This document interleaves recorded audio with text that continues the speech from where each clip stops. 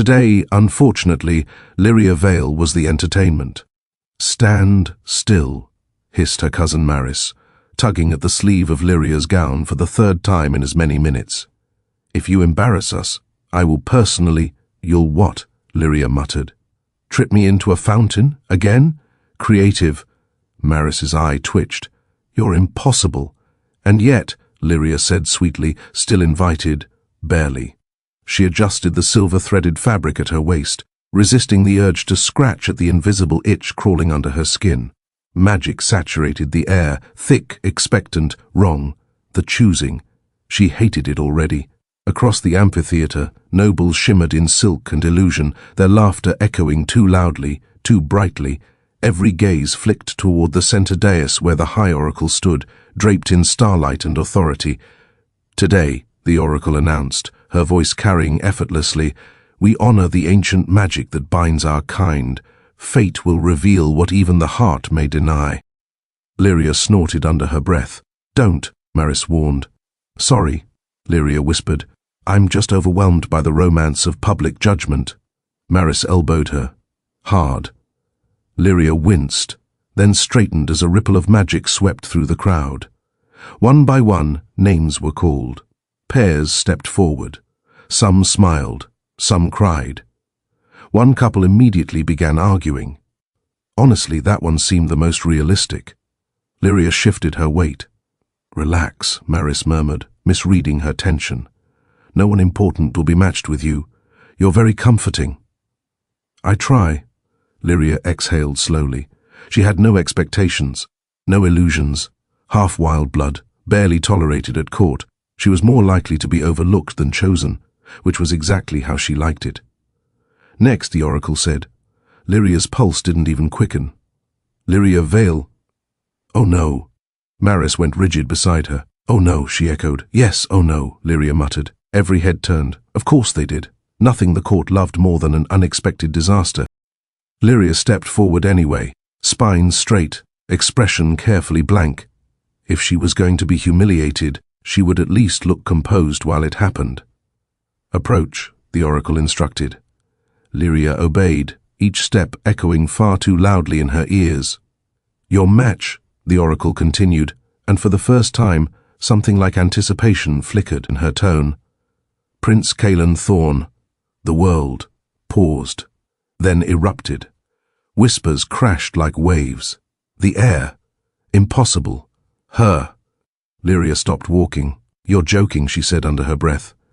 The Oracle did not look like she was joking. From the opposite side of the dais, Prince Caelen approached. Of course he did it like everything else, effortlessly, tall, immaculate, radiating the kind of confidence that came from never having been told no in his life. Silver hair caught the light like spun glass, and his expression, bored, actually bored, like this was all a mild inconvenience between more important things. Lyria felt something in her chest sink. Ah, that kind of day. They stopped a few feet apart. For one strange, suspended moment, the noise faded. The crowd blurred. The air stilled.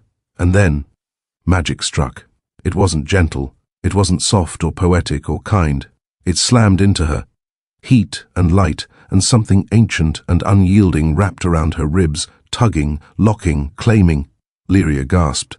Across from her, Kalin went completely still. Their eyes locked. The bond flared between them, bright, undeniable, irreversible. The Oracle smiled, fated. The word echoed, sealed, final. For a heartbeat, Lyria forgot how to breathe. This was real. This was happening. This impossible, ridiculous twist of fate. Maybe. Kalin laughed. The sound cut clean through everything. Not soft, not surprised, sharp, dismissive. "Oh," he said, like he'd just discovered a stain on his sleeve. "This is unfortunate." The bond flickered, confused, hurt. Lyria's stomach dropped. "Your Highness," the Oracle said carefully, a warning threading through her voice. Kalin stepped closer. Too close. He tilted Lyria's chin up with a single finger, studying her face like she was a puzzle he had no intention of solving. "You," he said slowly, "are my fated mate." Lyria forced her voice not to shake. "That seems to be the problem, yes." A flicker of something, amusement, crossed his eyes. Then it vanished, replaced by something colder. He straightened, and smiled. Then I reject you. The world shattered. Gasps exploded across the amphitheater. The magic between them convulsed, jerking, tearing, twisting into something painful and unstable. You cannot be serious, the oracle snapped. Oh, I'm entirely serious, Kalin replied, already stepping back. I, Prince Caelen Thorn, refuse this bond. You know the consequences. Yes, he said smoothly. I do. His gaze flicked back to Lyria. Impersonal, distant, done. Nothing personal, he added, but I don't intend to tie my future to uncertainty. There it was. Not even an insult, a dismissal, which, somehow, was worse. The bond strained again, like it was trying to hold on to something that had already been let go. Lyria swallowed, her hands curled into fists at her sides. She could beg, some did. She could cry, many had. She could make a scene. The court would love that. Instead, she lifted her chin. Of course, she said evenly, wouldn't want anything unexpected complicating your perfect life. A few nobles choked on their laughter. Kalen's eyes narrowed, just slightly. Ah, there he was. But it passed quickly. It always did with people like him. Remove her, he said, turning away as if the matter was already beneath his notice. Just like that. Done. Over. Lyria stood there for a moment longer than she should have, not because she didn't understand what had happened, but because some small, stupid part of her had hoped. No, not today, never today. Lady Vale, a guard said gently. Right, time to leave. She turned without another word and walked down the steps, past rows of watching faces, some pitying, some amused, some openly delighted. Did you see? Rejected, in front of everyone. How embarrassing. Lyria kept walking. If she stopped, she might actually set something on fire. And while that would be satisfying, it would also be inconvenient. She made it to the courtyard. Fresh air hit her lungs. She exhaled sharply. Well, she muttered to herself, that went. The world shifted, magic, heavy, dominant. Nothing like the fractured, broken thing she had just experienced. This was whole, controlled, dangerous. The courtyard fell silent. Lyria closed her eyes briefly. Of course this day wasn't finished with her. A voice, deep, amused, entirely too close, spoke behind her. Well, it said, that was entertaining. Lyria turned, and came face to face with the High King. Her day, she decided, had officially gotten worse, or, possibly, far more complicated. Lyria stared at the High King. The High King stared back. This, she decided, was already going poorly. King Aethros didn't look like someone who arrived places. He looked like someone the world rearranged itself around. Tall, of course. Broad, unfairly so. Dark hair falling just slightly out of place, as if even it refused full obedience. Gold threaded through his armor and his eyes, both catching the light in a way that made it very clear he was not a man accustomed to being ignored or refused, which was unfortunate, considering Lyria's current emotional state leaned heavily toward refusing everything. Your Majesty, she said, dipping into a shallow, technically respectful curtsy. She did not bow deeply, on purpose. His gaze flicked downward, taking in the gesture, the lack of submission, the very intentional restraint. One corner of his mouth lifted. Oh no, he liked that. Well, Aethros said, voice warm with amusement, that was refreshingly dignified. Thank you, Lyria replied. I pride myself on not screaming in public. Tragic. You would have been the highlight of the afternoon. She almost smiled. Almost. Behind him, a small cluster of guards and advisors stood at a careful distance, pretending not to listen while very obviously listening. The entire courtyard had gone quiet, because of course it had. The High King did not do private conversations in public spaces, not unless he wanted witnesses. Which meant, Lyria narrowed her eyes slightly. This was intentional. Well, she said, folding her arms, you've seen the show. Was there a reason you stopped me, or are you offering critiques? Both, he said easily. She blinked. Both? Your composure? He continued thoughtfully. Excellent. Your restraint? Impressive. Your choice not to slap my brother? A missed opportunity, she admitted. A devastating one. A pause. Then, and yet, he added, tilting his head, you didn't beg. There it was again. That observation, That interest. Lyria stiffened slightly. Was I supposed to? Most would have. I'm not most. I can see that the words weren't mocking. They were assessing. That made it worse. She shifted her weight. If that's all, Your Majesty, I'd prefer to go somewhere significantly less humiliating. Ah, he said. But that's the problem. Her eyes narrowed. What problem? You can't. I beg your pardon? Aethros stepped closer. Not aggressively, not rushed, just deliberate. Every step closing the space between them felt like something tightening around her lungs. The court, he said, lowering his voice just enough that it felt like the rest of the world had been pushed away, has already decided what you are. And what's that? She asked dryly. Interesting. She stared at him. That's it? For now, I was expecting something worse. Oh, it will get worse, he assured her pleasantly. Comforting. A flicker of laughter crossed his face. You were publicly rejected by the Crown Prince, he continued. That alone makes you a topic of endless fascination, I gathered. But then, he said, eyes glinting, you didn't break. Something in her chest tightened. You're very observant, she said. I have to be. I rule a kingdom. Is that what this is? She shot back. Royal curiosity? He considered her for a moment. Partly honest. That was unexpected. And the other part? She asked. Aethros didn't answer immediately. His gaze dropped, briefly, to where her hand hung at her side, then back to her face. The other part, he said slowly, is that my brother just made a very public mistake. Lyria huffed softly. That implies he'll care. He will. Why? Because, Aethros said. And now there was something sharper under the amusement, something older and more dangerous. Kalin doesn't like losing things. I'm not a thing. No, he agreed. You're worse. She blinked. Worse. You're something he dismissed. A pause. And now, Aethros added, stepping just a fraction closer, you're something he'll have to watch someone else choose. The words settled between them. Heavy. Charged. Lyria felt her pulse stutter. This is a terrible idea, she said. Almost certainly. And you're still considering it. Oh, he said softly. I'm well past considering. Her breath caught. The air between them shifted again, not like the fractured bond from before, not like the chaotic magic of the choosing. This was something else. Steady, controlled, intentional. Lyria's instincts screamed at her. Danger, power, complication. All the things she had spent her entire life avoiding. Why me? She asked, quieter now. Not defensive, not sarcastic, just honest. Aethros studied her, really studied her. Not like Kalin had dismissive, detached. This was focused, curious. Because, he said finally, you didn't make yourself small for him. Her throat tightened. That's a low bar. And yet, he said lightly, so few manage it.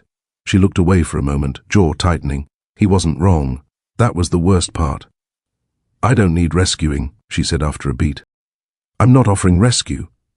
Then what are you offering? Aethros smiled. Slow, dangerous, opportunity. Lyria let out a quiet, incredulous laugh. That sounds suspiciously like a threat. It can be both. Wonderful. He stepped closer again. Close enough now that she could feel the warmth of him, the quiet weight of his presence pressing against her senses. The courtyard had gone utterly still. Every eye on them, every breath held. Here's what's going to happen, Aethros said, voice low. I'm listening. I'm going to give the court something new to talk about. That seems unwise. I'm rarely accused of being wise. That's reassuring.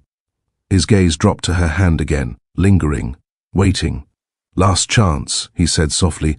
Walk away. Lyria followed his gaze. Her hand, his hand, the space between them. If she took it, everything would change. Her already precarious position at court would become explosive. She would be tied to him, to his power, to his enemies, to him.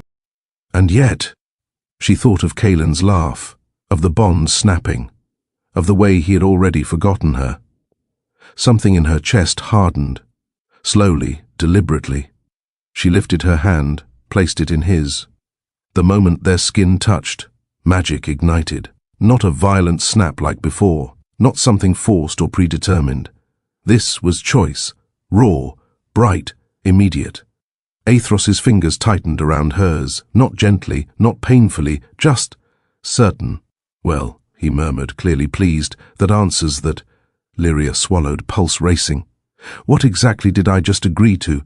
His smile sharpened. Chaos. And before she could reconsider, he turned, pulling her slightly forward with him, raising their joined hands just enough for the watching court to see. To avoid confusion, Aethros said, his voice carrying effortlessly across the courtyard, I'll clarify. Oh no. Oh, absolutely not. My brother has declined this match, he continued. Somewhere behind them, movement, fast, angry. Too late. Aethros's grip tightened. His voice dropped, not quieter, but heavier. Commanding, final. I claim her. The world exploded with magic, and somewhere in the distance, Prince Caelen Thorn stopped dead. The magic didn't fade. That was the first problem. The second problem was that Lyria was still standing, barely. The moment Aethros's words settled into the air, I claim her, something ancient and absolute surged through her, wrapping around her ribs, her spine, her very breath. This wasn't like the bond with Kalin. That one had snapped into place like a command. This one chose her back. Lyria gasped, her grip tightening instinctively in Aethros's hand. Easy, he murmured, his voice low enough that it didn't carry, but firm enough that it anchored her. Don't fight it. I'm not, she started, then sucked in a breath as the magic flared again. Fighting? I'm reconsidering my life choices. Aethros huffed a quiet laugh. Too late for that. Oh, good, she said faintly. I love irreversible decisions. The courtyard erupted, gasps, shouting. Someone dropped something that shattered loudly against stone. The carefully maintained composure of the court dissolved into chaos within seconds. Did he just, the High King, in front of everyone? Yes, Lyria muttered under her breath. Let's all discuss it loudly. That helps. Aethros didn't let go of her hand. If anything, his grip tightened slightly, grounding her, as the last tremors of magic settled into something steady and unshakable between them, possessive, warm, dangerously reassuring. Well, he said conversationally, as if they weren't at the center of a political explosion that went smoothly. She turned her head slowly to look at him. Smoothly, she repeated. I thought so. You just publicly overturned a royal rejection, claimed someone your brother discarded, and possibly started a political crisis. He considered that. Yes. And you think that's smooth? I didn't trip over anything, he pointed out. She stared at him. You're unbelievable. I've been told. Before she could respond, a voice cut through the noise like a blade. This is a mistake. Lyria stiffened. Ah, there it was. Prince Caelen Thorn stood at the edge of the courtyard, his usual polished composure cracked just enough to reveal something darker underneath. Anger, sharp, controlled, dangerous. He approached quickly, the crowd parting for him without question. You cannot do this, Kalin said, stopping a few feet away. Aethros didn't even glance at him. Oh, I already have. You will undo it. No. The word landed with quiet finality. Kalen's jaw tightened. She is my fated mate. Lyria flinched, just slightly. Not at the words. At the timing. Now he cared. Aethros finally looked at him. He corrected calmly. You made that very clear. That does not give you the right to interfere. Aethros raised an eyebrow. Interfere? Yes. With what, exactly? Aethros asked mildly. Your public rejection. A few nobles nearby coughed, suddenly very interested in the ground. Kalen's gaze flicked briefly to Lyria, then back to his brother. Something sharp and calculating settled behind his eyes. You don't even know her, he said. Aethros's arm slid around Lyria's waist. Just like that. No hesitation, no permission, warm, firm, entirely too natural. Lyria's breath hitched before she could stop it. Traitor. I know enough, Aethros replied. And what is that? That she didn't beg you to stay? Silence. Brutal. Precise silence. Kalin went very still. Lyria blinked. That was deeply satisfying. She probably shouldn't enjoy that as much as she did. But here they were. Kalin recovered quickly. He always did. His expression smoothed, the cracks sealing over as if it had never existed. "You're making a political move," he said coolly. "Nothing more. Everything I do is a political move," Aethros said. "That doesn't make it meaningless. It makes it predictable, does it?" Their gazes locked. Something unspoken passed between them.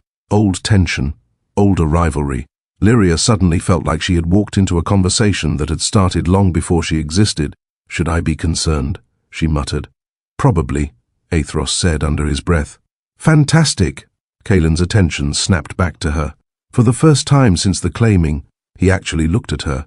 Not dismissed, not glanced over. Looked. It was unsettling. "I suggest you reconsider," he said. Lyria blinked.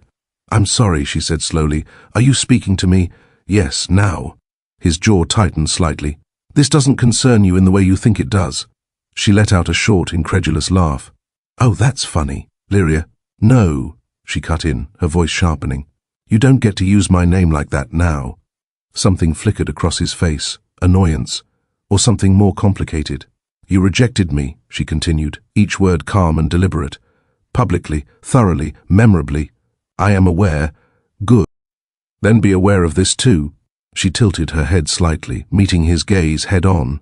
"You don't get to have an opinion anymore." The surrounding nobles collectively stopped breathing. Aethros made a soft, approving sound. Kalen's eyes darkened. "You don't understand the consequences," he said. "No," Lyria agreed. "But neither did you, apparently." That landed. Hard. For a moment, something dangerously close to regret surfaced in his expression. Then, gone. Replaced by cold control. "This isn't over," he said. Aethros smiled. "Of course it isn't."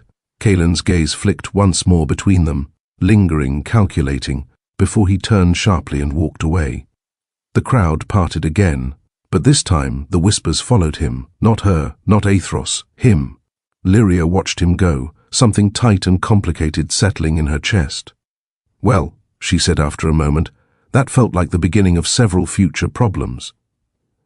"Accurate," Aethros said. She turned to him. He was still holding her, still entirely too close, still looking far too pleased with himself. "You enjoyed that," she accused. "Immensely." "Of course you did." He tilted his head slightly, studying her expression. "You held your ground. I'm starting to see that backing down isn't really an option anymore." "No," he agreed. "It isn't." A pause. Then, his grip on her waist shifted, not loosening, just settling, as if he had no intention of letting go. Lyria's pulse skipped. "You realize," she said carefully, "that this is going to get worse." "Oh, undoubtedly. Your brother is not going to let this go." "I'd be disappointed if he did." "And me?" she asked. "What happens to me in all of this?" Aethros didn't answer immediately. For once, the amusement faded slightly. Not entirely, but enough. His gaze dropped briefly to where their hands were still joined, then back to her face. "You stay," he said simply. "With you." It wasn't a command. It wasn't even a question. It was a statement. Solid, certain. Lyria searched his expression. "For how long?" she asked. Aethros's smile returned, slower this time, but no less dangerous. "I don't make claims I don't intend to keep." The bond between them pulsed, warm, steady, real. Lyria exhaled slowly. "You're a problem," she said. "I've been called worse. I'm sure you have." He leaned in slightly, voice dropping just enough that it brushed against her senses. "Tell me something," he murmured. "What? Do you regret it yet?" Lyria considered that. The chaos, the attention, the very real danger she had just stepped into. Then, she glanced toward the direction Kalin had disappeared, and back at Aethros. "No," she said. His smile sharpened. "Good," he said softly, "because we're just getting started." By nightfall, the court of Thornhollow had done what it did best, exaggerated everything. He snatched her. No, he rescued her. Rescued? From what, poor taste? The prince looked like he swallowed poison. The king looked delighted. She laughed. "Did you see that?" She laughed. Yes, Lyria had laughed. That, apparently, was her greatest crime. "Stop staring," she muttered. "I'm not staring," Aethros replied. You are absolutely staring. I'm observing. You've been observing me for 10 minutes, and learning quite a lot. Lyria turned her head slowly to look at him. They stood at the edge of the grand ballroom, where chandeliers glowed like captured stars, and music curled through the air in something far too elegant for the mess currently unfolding. Every noble in attendance was pretending not to watch them. Every single one was failing. "Well," she said, "what have you learned, Your Majesty, that you're deciding whether to run?" Her spine stiffened. "Am I that obvious? To me," he said lightly. "Yes, that's unsettling. I've been told—" She exhaled, glancing toward the towering doors. Freedom, or at least less scrutiny. It was tempting, very tempting. "And," he prompted, "and what? Are you going to—" She hesitated. Then, "No." His mouth curved. "Good. I didn't say I wasn't thinking about it. Thinking is allowed," he said. "Acting would be inconvenient. For you," she pointed out. "For both of us." Lyria huffed softly. "You're enjoying this far too much." "Of course I am. The court hasn't been this entertaining in years. That's because you just detonated it." "Yes," he agreed. "And look how beautifully it's burning." She stared at him. "You're unhinged. I prefer strategically unpredictable. That's not better." Before he could reply, a cluster of nobles approached, smiling too brightly, moving too carefully.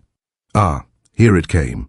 Your Majesty," one of them said, bowing low. "What a surprising development this afternoon." "Was it?" Aethros replied lazily. "Quite. And yet here we are." The noble laughed, a little too quickly. "Indeed. And Lady Vale, how fortunate for you." Lyria smiled sweetly. "I've always had excellent timing." Aethros made a quiet, approving sound. The noble's smile tightened. "Yes, well, I imagine the transition must be overwhelming." "Not particularly," Lyria said. "I've had worse days." "Oh?" She tilted her head. "Once I was chased by a vine that tried to eat me." "I see. It had better manners than most of this court." Aethros choked on a laugh. The noble looked personally offended. "Charming," he said stiffly. "I try." After a few more strained pleasantries, they retreated, no doubt to spread whatever version of this conversation made them feel superior. Lyria watched them go. "How long do I have to keep doing that?" she asked. "Forever," Aethros said. She groaned. "I was afraid of that. On the bright side," he added, "you're very good at it." "That's not a bright side. That's a coping mechanism. Same thing, really." She shot him a look. He just smiled. Of course he did. The music shifted, slower, richer, more deliberate. Lyria frowned slightly. "What's that?" "A waltz." "I know what a waltz is. Do you?" She turned to him. "Are you about to be insufferable?" "Almost certainly." Before she could step back, he held out his hand. "Ah, no, absolutely not." "No," she said immediately. "Bold of you." "I just got publicly claimed, nearly started a royal feud, and became the subject of every conversation in this room. I am not dancing on top of that." "You are," he said calmly. "I am not. You are Aethros, Lyria." She froze, not because of the words, because of the way he said her name. Not dismissive, not amused, focused, intent. The bond between them pulsed, warm, insistent, traitorous thing. "This is a terrible idea," she said. "Yes, everyone is watching." "Yes, this will make everything worse. Yes." She narrowed her eyes. "You're not even pretending otherwise. I respect your intelligence too much to lie to you. That's not comforting." "No," he agreed. "But it is honest." A pause. Then, "Dance with me," he said, quieter now. "Or don't." That caught her off guard. That's it. No command, no pressure, just choice." Lyria looked at his hand, then at the crowd, then back at him. Her life had already gone completely off course today. What was one more bad decision? "Fine," she said. Aethros smiled. Not sharp, not mocking, just pleased. "Excellent choice. I didn't say it was a good one." He took her hand anyway, and pulled her into the center of the floor. The music swelled. The crowd parted. And just like that, they were the center of everything. Relax, Aethros murmured as his other hand settled at her waist. Absolutely not. You're very tense. I'm dancing with a king in front of an audience that would happily turn this into a scandal for sport. Too late, he said. It's already a scandal. Wonderful. He guided her into the first step. Smooth, effortless, infuriating. You're doing that on purpose, she muttered. Doing what? Making this look easy. It is easy, for you too, he said. You're just overthinking it. I am not. She missed a step. He caught her instantly. Of course he did. I hate you, she said under her breath. No, you don't. Give it time, I plan to. She huffed, but adjusted, matching his rhythm more carefully this time. The dance settled. Step, turn, breathe, despite everything. It worked. That's better, he murmured. Don't sound so surprised. I'm not surprised, he said. I'm impressed. She glanced up at him. Big mistake. His gaze was already on her, focused, intent, entirely too aware. Her pulse skipped. Again. This is ridiculous, she said.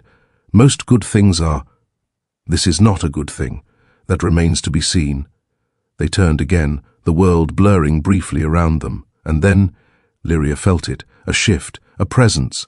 Her gaze flicked past Aethros' shoulder and locked onto Kalin. He stood at the edge of the ballroom, watching, not hiding it, not pretending disinterest, watching. His expression was carefully neutral, but his eyes were fixed on her, on them, on Aethros' hand at her waist. Lyria's steps faltered, just for a second. Aethros noticed immediately. Don't, he murmured. I didn't. You did. I just... Don't look at him. Too late. She already had, and Kalin had seen it. Of course he had. Something in his expression shifted. Not anger. Not exactly. Something tighter, sharper, possessive. No, not that. He didn't get to feel that. Not after... Focus, Aethros said, his voice quieter now, closer. I am focused on the wrong thing. She forced her gaze back to him. That better? Much. You're very controlling. I'm very observant. That's not the same thing. It overlaps. She rolled her eyes, but her grip on his shoulder tightened slightly, just enough for him to notice. Of course he noticed. He always noticed. Tell me something, he said. What? Are you trying to prove something? To who? Anyone watching? She hesitated. Maybe. And what is it? That I'm fine? Aethros' expression didn't change, but something in his gaze softened. Just slightly. You don't have to prove that, he said. I do, she replied, because if I don't, they'll decide you're not, he finished. Yes. A pause. Then, his hand at her waist shifted. Not tighter, just steadier. Let them watch, he said quietly. They are good. That's not reassuring. It's not meant to be. They turned again. And this time, Lyria didn't look for Kalin, didn't check, didn't falter. She focused on the steps, on the music, on the man in front of her who had turned her entire life upside down in the span of a single afternoon, and somehow made it feel like she wasn't falling. The song ended. The room held its breath. Then, applause, polite, measured, absolutely loaded with meaning. Aethros didn't release her immediately. Of course he didn't. That, he said softly, was interesting. Lyria exhaled. That, she replied, was a mistake. Probably. Definitely. And yet, he added, you didn't run. She met his gaze. No, she said. I didn't. Across the room. Kalin turned, and this time, he didn't hide the fact that he was leaving. Lyria watched him go, and for the first time, she wasn't sure who the dance had been for. The applause faded. The whispers didn't. They never did. Lyria barely heard them now, because Aethros still hadn't let her go, not entirely. His hand lingered at her waist, no longer guiding, no longer performing, just there, like it had found a place it didn't intend to leave. You're staring again, she said, a little more breathless than she intended. I told you, he murmured. I'm observing. That excuse is getting weaker, and yet, still effective. She huffed softly, but didn't step away. That was the problem. She could. The dance was over, the spectacle complete. No one would question it if she moved, if she created distance, if she reminded both of them that this, whatever this was, had started as strategy. So why wasn't she moving? Aethros tilted his head slightly, studying her like he already knew the answer. "If you're going to run," he said quietly, "now would be the time." Lyria glanced at the crowd, still watching, still waiting, then back at him. "You keep giving me that option," she said. "I don't keep people where they don't choose to stay." Something in her chest tightened. That again. Choice. Always choice with him. It was disorienting. "I should go," she said. "You should," he agreed. Neither of them moved. A beat passed, then another. "This is the part," she added, "where you let go." "Yes," he said. He didn't. Lyria's pulse skipped. "Are you going to?" she asked. "Are you—" That was unfair." She exhaled slowly. "You're very difficult. I've heard that too." Finally, slowly, his hand slid from her waist. The absence of it was immediate. Annoyingly so. Lyria stepped back, just enough to breathe, just enough to think. "That was reckless," she said. "Yes, and unnecessary.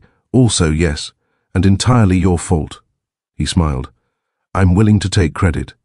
She shook her head, but there was no real heat behind it. Not anymore. Not after that. "You're not what I expected," she admitted. Aethros raised an eyebrow.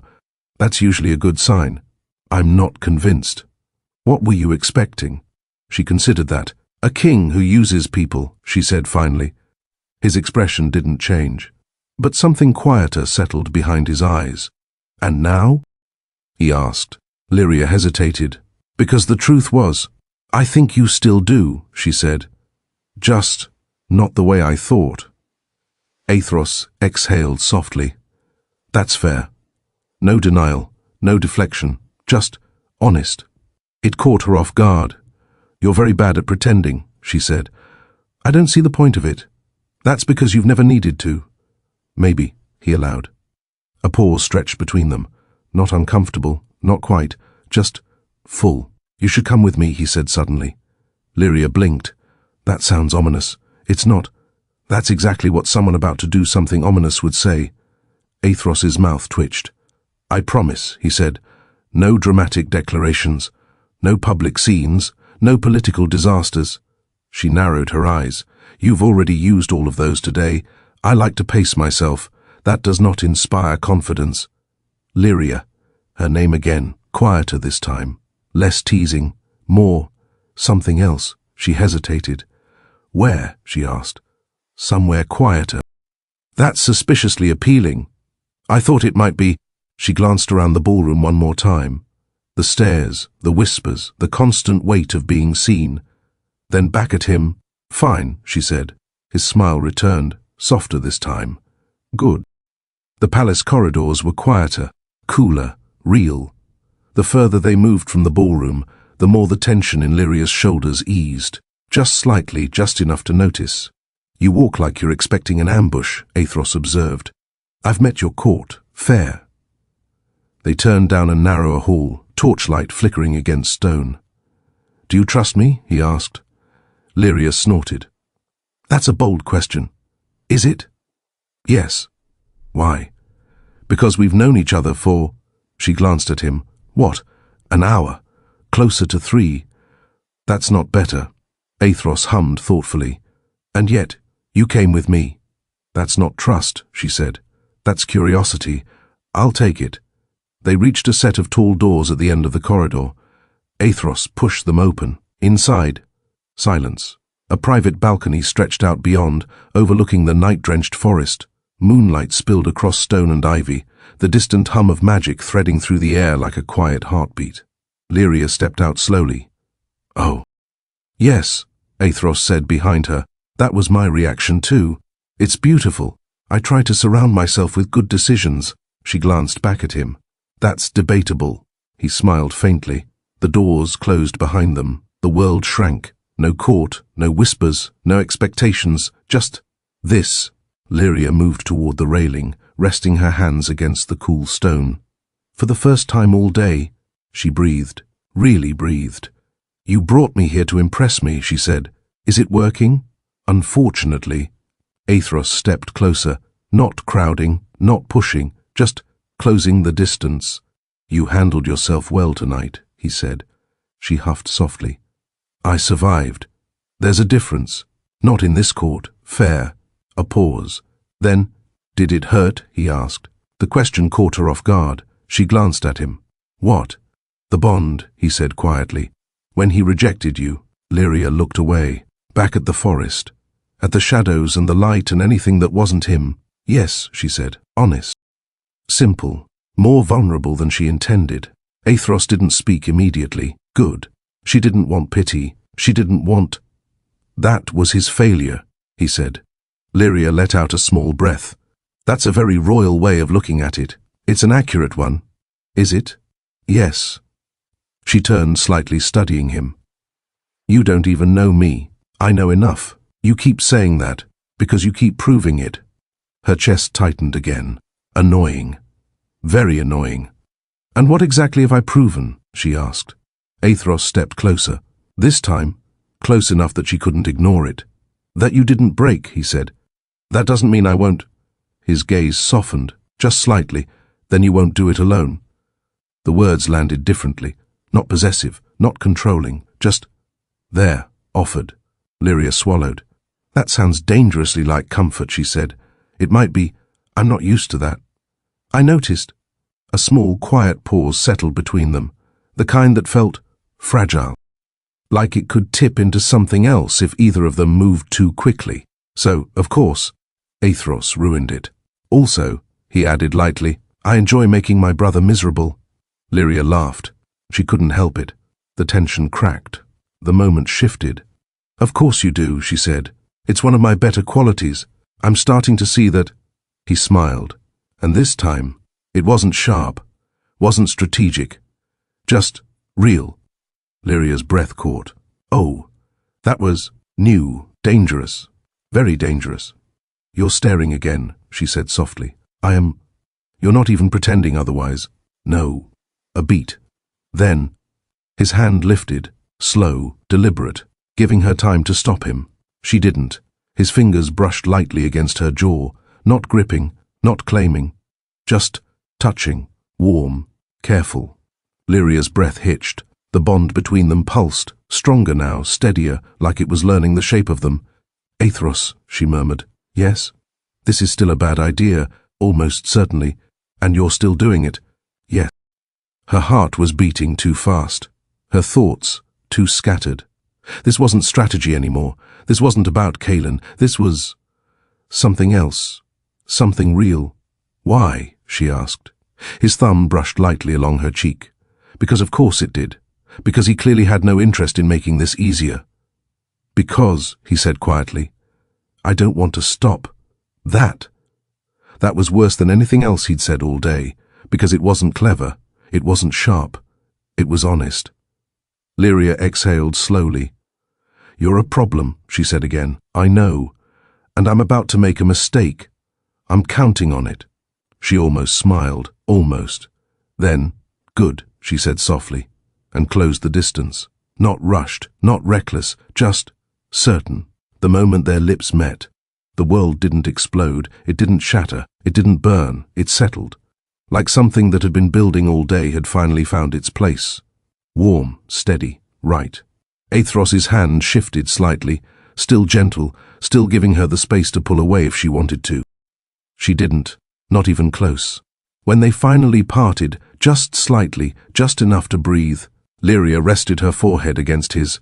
"This is definitely a mistake," she whispered. Aethros smiled softly. Without question, a pause. Then, "Are you going to regret it?" he asked. Lyria considered that. The chaos, the danger, the very real consequences waiting for them both. Then, "No," she said. His smile deepened. "Good," he murmured, because neither of them had any intention of stopping now. By morning, the palace had evolved, not improved, not calmed, evolved, into something sharper, more dangerous, because now, it wasn't just gossip, it was sides. The king has overstepped. The prince had every right. He rejected her. That doesn't mean she becomes his. She's ambitious. She's lucky. She's trouble. Lyria heard all of it, mostly because no one bothered lowering their voices anymore. Why would they? She was no longer invisible, she was controversial. Which apparently was worse. You're frowning again. I'm contemplating arson, Lyria replied. Aethros didn't even look up from the document in his hand. Start with the West Wing, the acoustics carry less. She blinked. That was not the response I expected. I aimed to surprise. They sat in one of the smaller council rooms, though small was a generous term, considering it still had vaulted ceilings and a table long enough to host a minor war. Lyria had been there for precisely 12 minutes. In those 12 minutes, 3 advisors had stared at her like she was either a scandal or a weapon, possibly both. I shouldn't be here, she said. You absolutely should. I'm not part of your council. You are now. That's not how that works. It is when I say it does. She pressed her fingers to her temple. You can't just decide things like that. I'm the High King, he said, finally glancing at her. Deciding things is most of the job. That's horrifying. It's efficient. A pause. Then, you're avoiding something, he added. I'm not. You are. I'm really not. You haven't asked about him. Lyria went still. Ah, there it was. I don't need to, she said. No? No. Aethros set the document down slowly. Interesting, he murmured. What is? You're either very composed, he said, watching her carefully, or very good at pretending. She met his gaze evenly. Both. A flicker of approval crossed his expression. But it didn't last, because the doors opened, hard, without announcement, without permission. And suddenly, the room wasn't quiet anymore. Leave. The command cracked through the space like lightning. Every advisor froze. Then, very quickly, very wisely, they obeyed. Within seconds, the room was empty, except for 3 people. Lyria didn't turn. She didn't need to. She knew that voice now, sharp, controlled, furious. Prince Caelen Thorn had arrived. Well, Aethros said mildly, leaning back in his chair, this feels dramatic. Caelen ignored him. Of course he did. His gaze was locked on Lyria, heavy, unrelenting, infuriating. Look at me, he said. Lyria sighed. Slowly, deliberately, she turned and met his eyes. Big mistake, because whatever she had expected, it wasn't this. Not calm, not detached, not even cold, no. This was something else entirely. Jealousy, raw, ugly, barely contained. You look terrible, she said. Aethros choked on a laugh. Caelen did not react, which was worse. You shouldn't be here, Caelen said. And yet, Lyria replied lightly, here I am. This isn't a game. I didn't realize I was playing. His jaw tightened. You don't understand what you've involved yourself in. Again, she said, not your concern. It is when it involves my brother. Aethros sighed. I'm starting to feel left out of this conversation. Good, Caelen snapped. No, not good, Aethros corrected. I enjoy being included. Lyria pinched the bridge of her nose. Is this necessary? She asked. Yes, both brothers said at the same time. She looked between them. I regret everything. No, you don't, Aethros said. I regret most things. That's better. Caelen stepped closer. Too close. Lyria didn't move. She refused to. You think this is amusing, he said quietly. I think it's exhausting, she replied. You're standing in my family's council chamber, at my brother's side, after you rejected me, she cut in. Silence, sharp, immediate. There it was, the crack. Caelen's expression shifted. Just slightly, but enough. That's not the point, he said. It seems like a very important point. You're being deliberately difficult. I learn from the best. Aethros made a pleased sound. Caelen ignored him again. His gaze dropped, briefly, to where Lyria stood near Aethros's chair. Close, not touching, but close enough. His expression darkened. There it was again, that ugly tightening thing. Jealousy. You're playing a dangerous game, he said. Lyria tilted her head. You keep saying that. It's losing its impact. You think he chose you for you?" The words landed harder than they should have. Lyria's chest tightened just for a second. Aethros stilled, very slightly, but Lyria felt it. Of course she did. "I think," she said carefully, "that it's none of your business why he chose anything." Kaelin's gaze snapped back to hers. "Everything he does has a reason," he said. "A strategy, and you don't?" She shot back. "That's different. Of course it is." Lyria, "No," she said, sharper now. "You don't get to stand there and pretend concern. I am concerned." "Why?" she demanded. "Because I might get hurt. Or because you don't like that I didn't stay exactly where you left me." That hit. Hard. Kalin went very still, too still. And for a moment, something real broke through. Regret, sharp, unwelcome, gone almost immediately. But she saw it. He saw that she saw it. And that made it worse. "You don't know what you're doing," he said, quieter now. "Neither do you," she replied. A pause. Then, his voice dropped. Lower, rougher. "You were mine," the words echoed.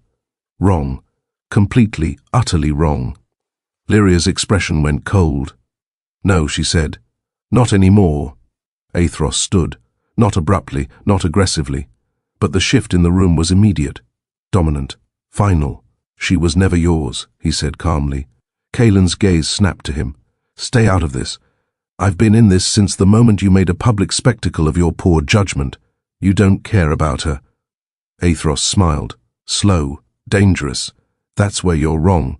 The air shifted, heavy, charged. Lyria felt it, like standing between two storms, both waiting to break. Kalin laughed, short, bitter. "Of course," he said. "This is about me." "Everything is about you, isn't it?" Aethros replied lightly. "You've always needed to win, and you've always hated losing." Their gazes locked. Years of tension simmered just beneath the surface. Lyria took a small step back. No one noticed. Of course they didn't. "Careful," Kalin said. "You don't want to turn this into something it doesn't need to be." "Oh," Aethros said softly. "It already is." Silence. Then, Kalin looked at Lyria again. And this time, it wasn't just jealousy. It was something darker, colder, more dangerous. "If you stay with him," he said quietly, "you become part of this." "I already am," she replied. "You don't understand what that means." "Then explain it." A pause, a long one. Then, his voice dropped to something almost unreadable. "It means I stop being careful." The threat hung in the air, clear, deliberate. Lyria didn't flinch, even though part of her wanted to. "That sounds like a you problem," she said. Aethros's hand found hers. Firm, steady, grounding. Kalin saw it. Of course he did. And this time, he didn't hide the reaction. The jealousy, the anger, the hatred. All of it surfaced at once, ugly, unfiltered. "You're making a mistake," he said. Lyria met his gaze, steady, unshaken. "Maybe," she said. Then, she tightened her grip on Aethros's hand. "But it's mine to make." Silence. Kaelin's jaw tightened. His control snapped back into place. But not completely, not like before. Something had changed, something had broken. "Fine," he said. Cold, final. "Then don't say I didn't warn you." He turned, and this time, when he left, it didn't feel like retreat. It felt like a promise. The doors slammed shut behind him. The room exhaled. Lyria didn't realize she'd been holding her breath until it left her all at once. "Well," she said faintly, "that was deeply unpleasant." Aethros didn't let go of her hand. "Are you all right?" She let out a small, humorless laugh. "That depends. Is he actually going to try to ruin my life?" "Yes." "Good. I love consistency." A pause. Then, her grip on his tightened slightly. "Not for show, not for the court, just because." "You didn't deny it," she said quietly. Aethros glanced at her. Deny what? That this started as strategy? He was quiet for a moment. Then, "No," he said. "Honest. Again. Always that." Lyria swallowed. "That should bother me more." "Does it?" She hesitated. Then, a little, "Good." She frowned slightly. "Good. It means you're thinking clearly." She huffed softly. "You're impossible. I've been told." A pause settled between them. He didn't let go. She didn't pull away.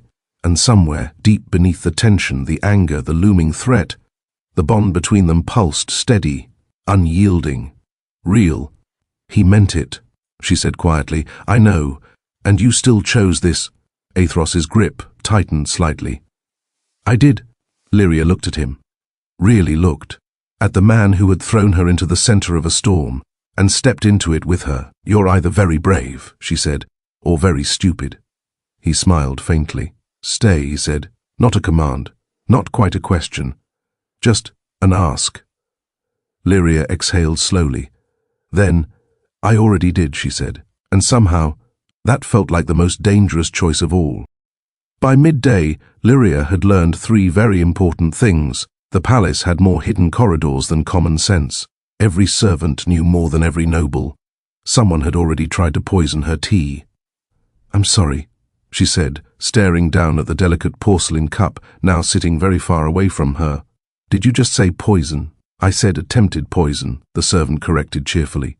It's a subtle but important distinction. That is not comforting. It wasn't meant to be. Lyria looked up.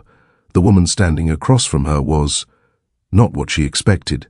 Tall, sharp-eyed, dressed not in servant's grey but something far more practical. Dark leathers, sleeves rolled, posture relaxed in a way that screamed, I belong here more than you do. She held the teapot like it was a weapon, which apparently it had been. You're not a servant, Lyria said. Correct. Should I be concerned? Always. Lyria blinked. Good. Consistency. The woman grinned. I like you, she said. You're handling this better than most. Most people don't get poisoned before lunch. Ah, she said, raising a finger. Almost poisoned. Lyria dragged a hand down her face. This is my life now. Yes, the woman said. It is. A pause.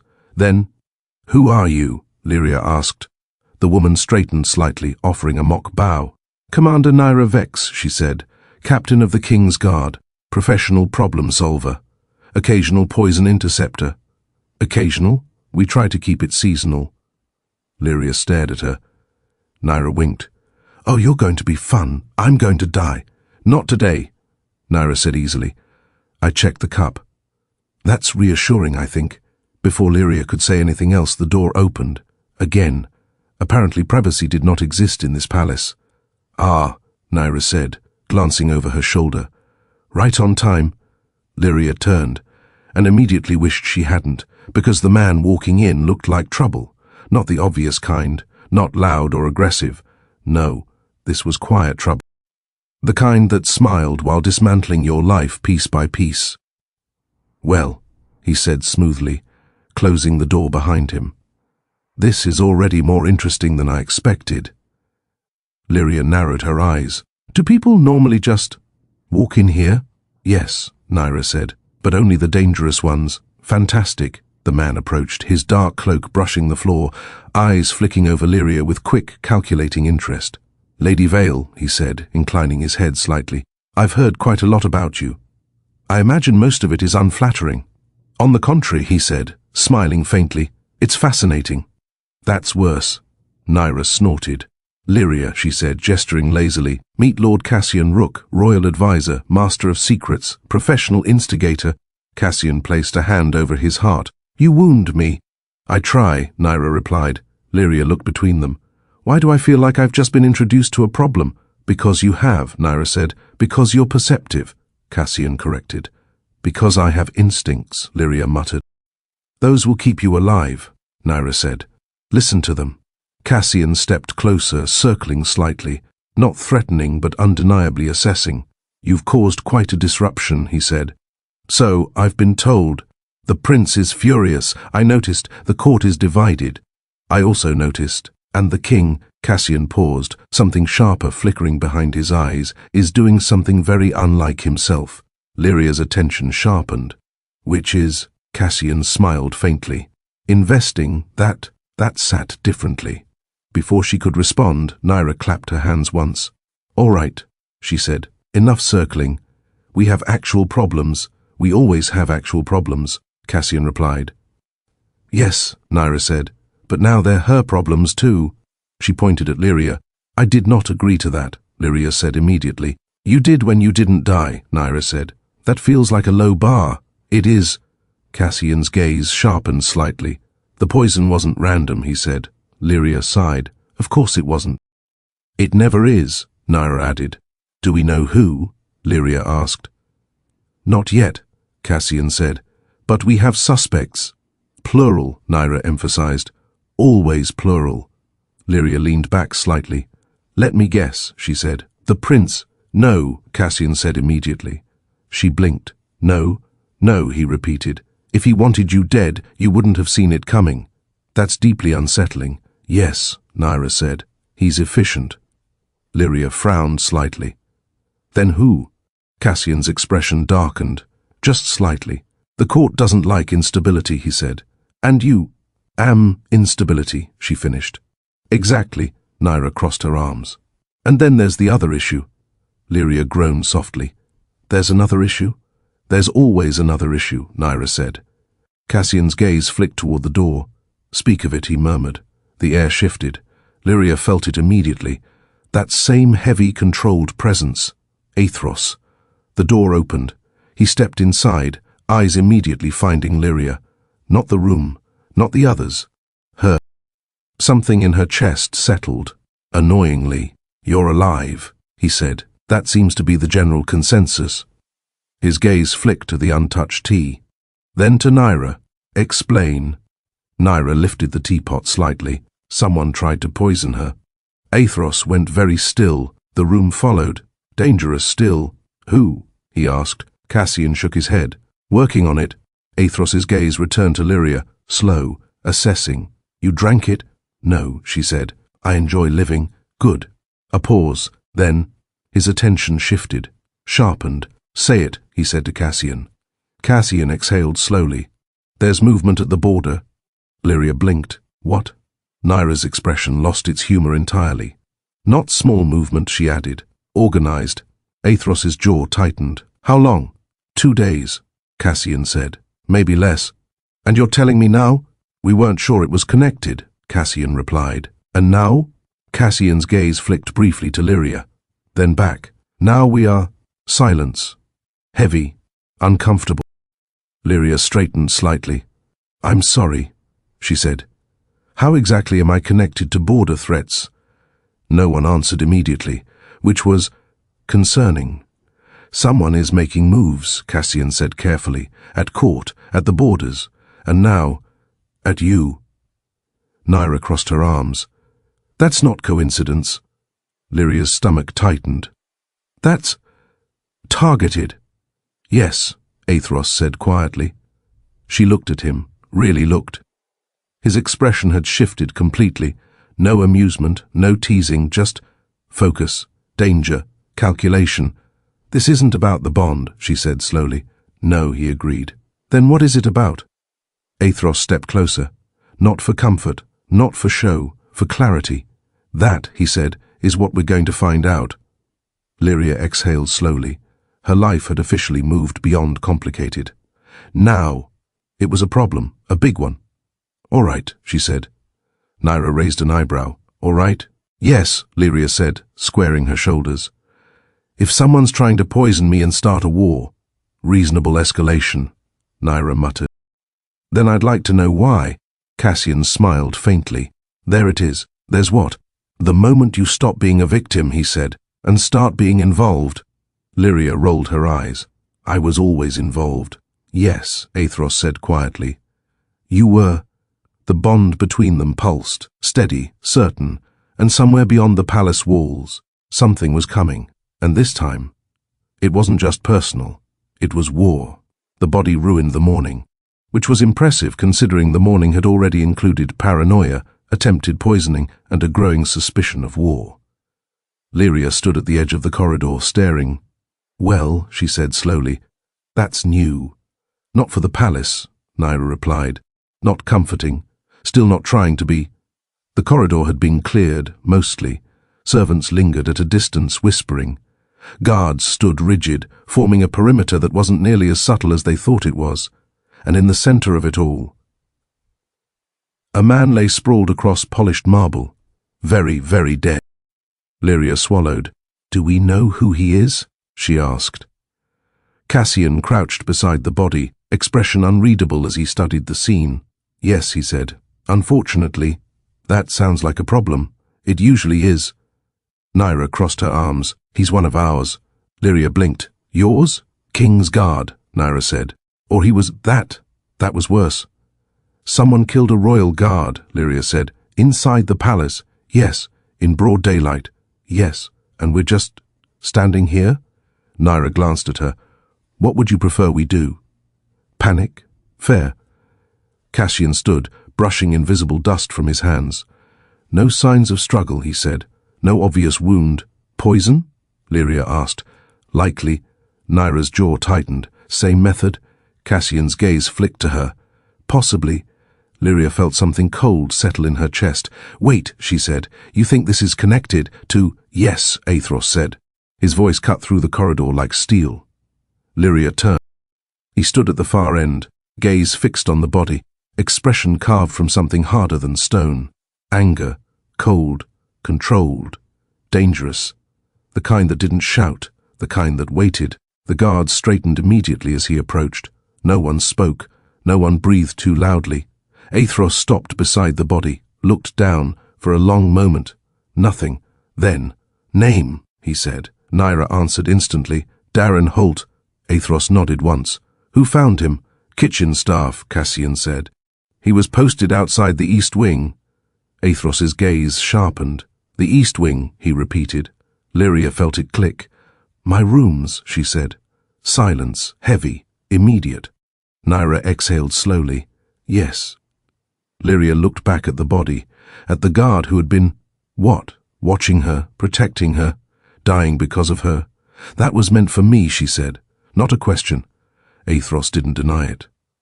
No, he said quietly. It was meant to remove an obstacle. She frowned. What? Cassian stepped forward slightly. You were already targeted once, he said. Poison in your tea. And now a guard outside my door is dead, Lyria added. Yes, that's not escalation, she said slowly. That's adjustment. Cassian's eyes flickered with approval. Exactly. Nyra muttered something under her breath that sounded distinctly like a curse. Lyria folded her arms, mind racing. They tried to poison me, she said. That failed. Yes. So now they're removing protection.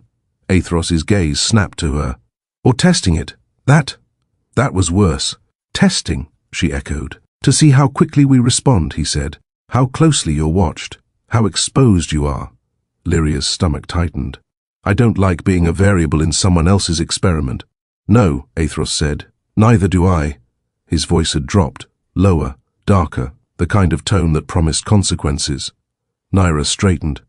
I'll double the guard. Triple it, Aethros said. Cassian tilted his head slightly. That might make her a bigger target. She already is, Aethros replied. Lyria raised a hand. Hello. Still here. Still the target. They both glanced at her. Right, Nyra said. Good, Lyria muttered. Just checking. A pause. Then, move the body, Aethros ordered. The guards obeyed instantly, efficient, silent, too practiced. Lyria watched as they carried Darren away, just like that, gone, like he hadn't existed. Something about that didn't sit right. He died because of this, she said quietly. Aethros's gaze shifted to her. He died because someone chose to kill him, he corrected. That's not better. No, he agreed. It isn't. A beat passed. Then, footsteps echoed down the corridor. Fast, sharp, familiar. Lyria didn't need to turn. Another dramatic entrance? She muttered. Consistent, at least, Nyra said. Prince Caelen Thorn appeared at the far end, and this time, he didn't look composed. He looked furious. What happened? He demanded. No greeting, no pretense, just demand. A guard is dead, Aethros said flatly. Caelen's gaze flicked to the now empty space where the body had been. Then to Lyria, then back to Aethros. And this is connected, he said, not a question. Aethros didn't answer, which was answer enough. Caelen exhaled sharply, running a hand through his hair. For a moment, he looked less like a prince, more like a man realizing something had gone very wrong. You've destabilized the court, he said. Aethros's expression didn't change. The court was already unstable. You made it visible, and you made it vulnerable. Silence, sharp, cutting. Kaelin's gaze snapped to Lyria again. This time, there was no masking it, no control, just jealousy. And something darker. You're at the center of this, he said. Lyria blinked. I'm aware. You shouldn't be here. Oh, we've had this conversation, she said. It didn't go well the first time either. This isn't a joke. I'm not laughing. He stepped closer. Too close. Again. Aethros moved slightly. Not enough to block. Enough to warn. Careful, he said quietly. Kalin didn't look at him. His eyes stayed on Lyria. You think he can protect you? He said. Lyria frowned. I think I can protect myself. From this? He gestured sharply to the corridor, the guards, the tension thick in the air. From this? She held his gaze, steady, unflinching. No, she said. The honesty startled him. Good. But I also know, she continued, that running from it won't fix anything. That's not bravery, he said. That's stupidity. That's survival. Their gazes locked, clashed. For a moment, it felt like the rest of the world had disappeared. Just them. Just this. You don't understand what you've stepped into, he said again. And you don't understand, she shot back, that you don't get to decide that for me. His jaw tightened. Everything that happens from this point forward, he said, voice low, dangerous, is because of this choice. Lyria stepped forward, closing the distance, matching his intensity. Everything that's already happened, she said, started when you rejected me. That landed. Hard. Kalin flinched, just slightly, but she saw it, and so did Aethros. The silence that followed was suffocating. You think this is about you, Kalin said finally. I think, Lyria replied, that you're making it about you. A pause. Then, his expression shifted, again. But this time, it wasn't just anger. It was something colder, more dangerous. Fine, he said, too calm. That's how you want to play this? I'm not playing anything. You are now... Aethros stepped forward fully this time, placing himself between them, not aggressively, just there. Solid, final, enough, he said. Kaelin's gaze snapped to him. You're making this worse. No, Aethros said. You are... Their tension crackled. Sharp, unresolved. You don't see it yet, Kalin said. See what? That this isn't just politics anymore. Aethros's expression darkened. I'm aware. Are you? Kalin asked. Because someone just proved they can kill inside your palace. Silence, that hit. Even Aethros didn't deflect it. We will find them, he said. Kalin let out a short, humorless laugh. You'd better. His gaze shifted once more to Lyria, lingering, heavy, complicated. You're not safe here, he said. Lyria met his eyes. And I would be safer with you, she asked. The question hung between them, sharp, unforgiving. Kalin didn't answer immediately, because there was no good answer. No, he said finally, honest, at last. Lyria nodded once. Then stop pretending this is about safety. Silence, again. Then, Kalin stepped back, not retreating, repositioning. This isn't over, he said. Aethros's gaze hardened. I know. Kalin turned. And this time, when he left, it felt different. Not just anger, not just jealousy, something else, something colder, something that felt like it was planning. The corridor fell quiet again, too quiet. Lyria exhaled slowly. Well, she said, someone tried to poison me, someone killed a guard, and the prince is spiraling. Nyra crossed her arm. Accurate summary. Cassian added, you're adapting quickly. I'd prefer not to have to adapt at all. Not an option, Aethros said. She looked at him. His expression hadn't softened, hadn't eased. If anything, it had sharpened further. This just changed things, he said. How? She asked. A pause. Then, they've stopped hiding. The words settled heavily in the air, and Lyria realized this wasn't just a game anymore. This wasn't just jealousy or court politics. Someone wanted her dead, and they were getting closer. Fast. The palace did not sleep. It watched, it whispered, it remembered. And tonight, It felt like it was waiting.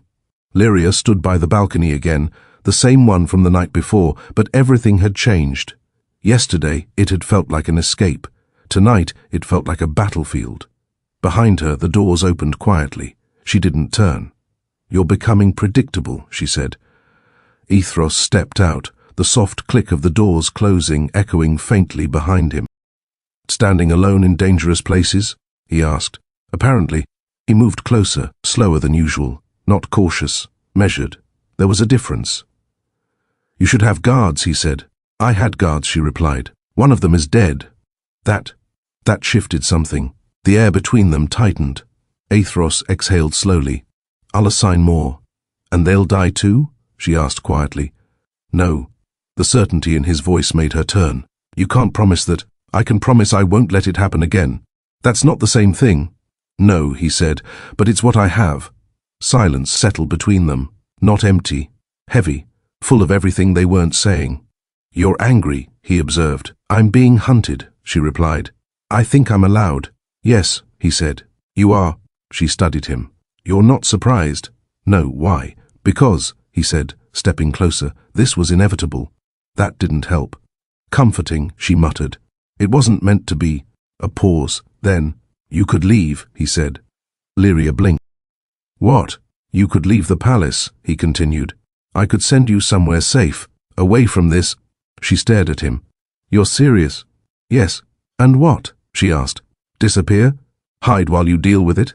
"Yes, no." The answer came instantly. Sharply, Aethros's gaze narrowed slightly. "You didn't even consider it." "I did," she said, "for about half a second. And I don't run." "Lyria." "No," she cut in. "You don't get to decide that for me. I'm not deciding. I'm offering an escape," she said, "which is just a nicer word for being removed. That's not what this is. It feels like it." Silence, tense, cracking at the edges. "You think I can't handle this," she said. "I think this will get worse. It already has, and it will continue to." "Good," she snapped. "Then I'll be here for it." Aethros went still, really still. That dangerous, controlled stillness she was starting to recognize. "You don't understand," he said quietly. "Then explain it," she challenged. A pause. Then, his voice dropped, lower, rougher. "This isn't just about you anymore."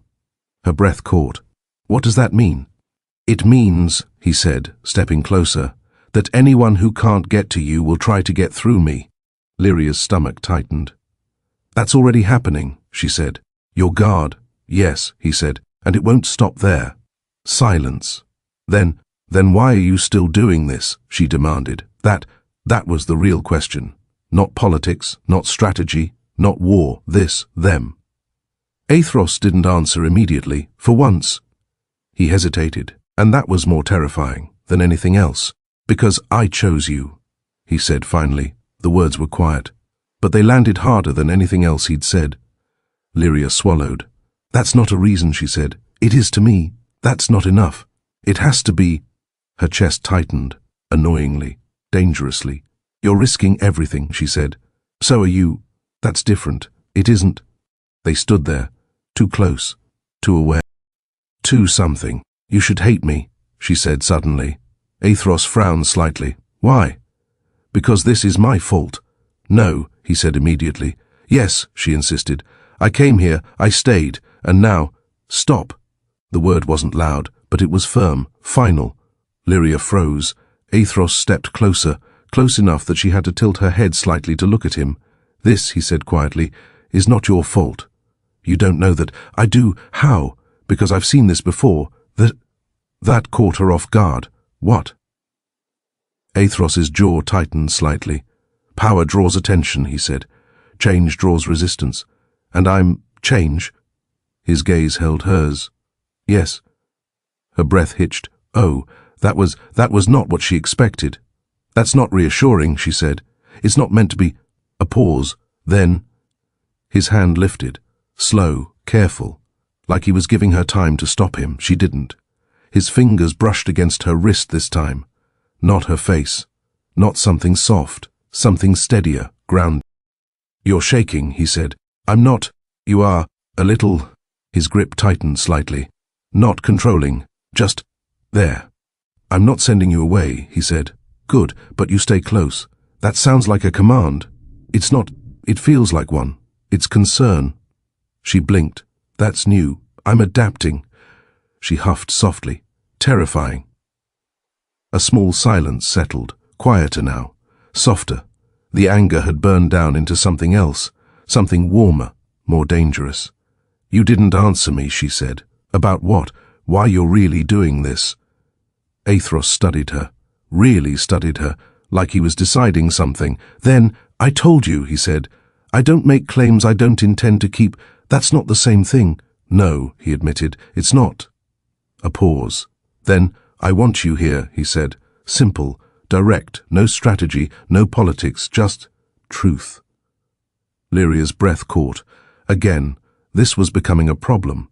You're making this very difficult, she said. I know. You're not even trying to make it easier. No, she shook her head slightly. You're impossible. I've been told. A beat passed. Then, say something worse, she murmured. His brow furrowed. Worse, something that makes it easier to walk away. Aethros didn't hesitate. I'm not going to. Her chest tightened. Of course not, because I don't want you to. That was it. That was the moment everything tipped. Lyria exhaled slowly. You're a problem, she whispered. I know, and I'm not thinking clearly. I noticed, and this is still a bad idea. Yes. She stepped closer, closing the last of the distance. Good, she said softly. Then she kissed him. This time, it wasn't cautious, wasn't testing. It was certain, intentional. Aethros didn't hesitate. His hand moved, one at her waist, pulling her closer, the other at her back, steady and grounding as the kiss deepened. War, murder, jealousy, all of it faded. Just for a moment, just enough. Lyria's fingers curled into his shirt, anchoring herself as much as him. This was different from the night before. Less surprise, more choice, more need. When they broke apart, it wasn't far, barely enough space to breathe. This is worse, she murmured. Yes, and we're still doing it. Yes. She almost laughed. Almost. Then he kissed her again. And this time, she didn't think, didn't hesitate, didn't question. The world narrowed to touch, to warmth, to the steady pull of something that had stopped pretending to be temporary. He lifted her easily, setting her against the stone railing, not rushed, not rough, just deliberate, giving her time, always giving her time. She didn't pull away, didn't stop him, didn't want to.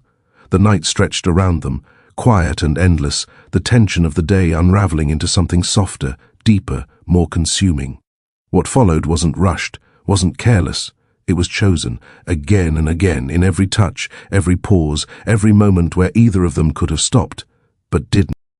And when they finally stilled, the world slowly returning around them, nothing felt simple anymore. Lyria rested her forehead lightly against his shoulder, her breathing uneven but steadying. This complicates things, she said quietly. Aethros let out a soft breath that might have been a laugh. Everything was already complicated. Fair. A pause. Then, you're still in danger, he said. I know, and this doesn't change that. I know. His hand brushed lightly along her arm. Not possessive, not claiming, just there. Then why? He asked quietly. Lyria leaned back just enough to look at him. Because, she said, I wanted to. The honesty hung between them, simple, unavoidable. Aethros's expression softened, just slightly. Good, he said, and for the first time since all of this began, the chaos didn't feel like the only thing holding them together, but it was still there, waiting, and tomorrow, it would come back sharper than ever. Morning came too quickly. It always did after nights that changed things. Lyria woke before the sun had fully risen, the sky still painted in shades of grey and gold.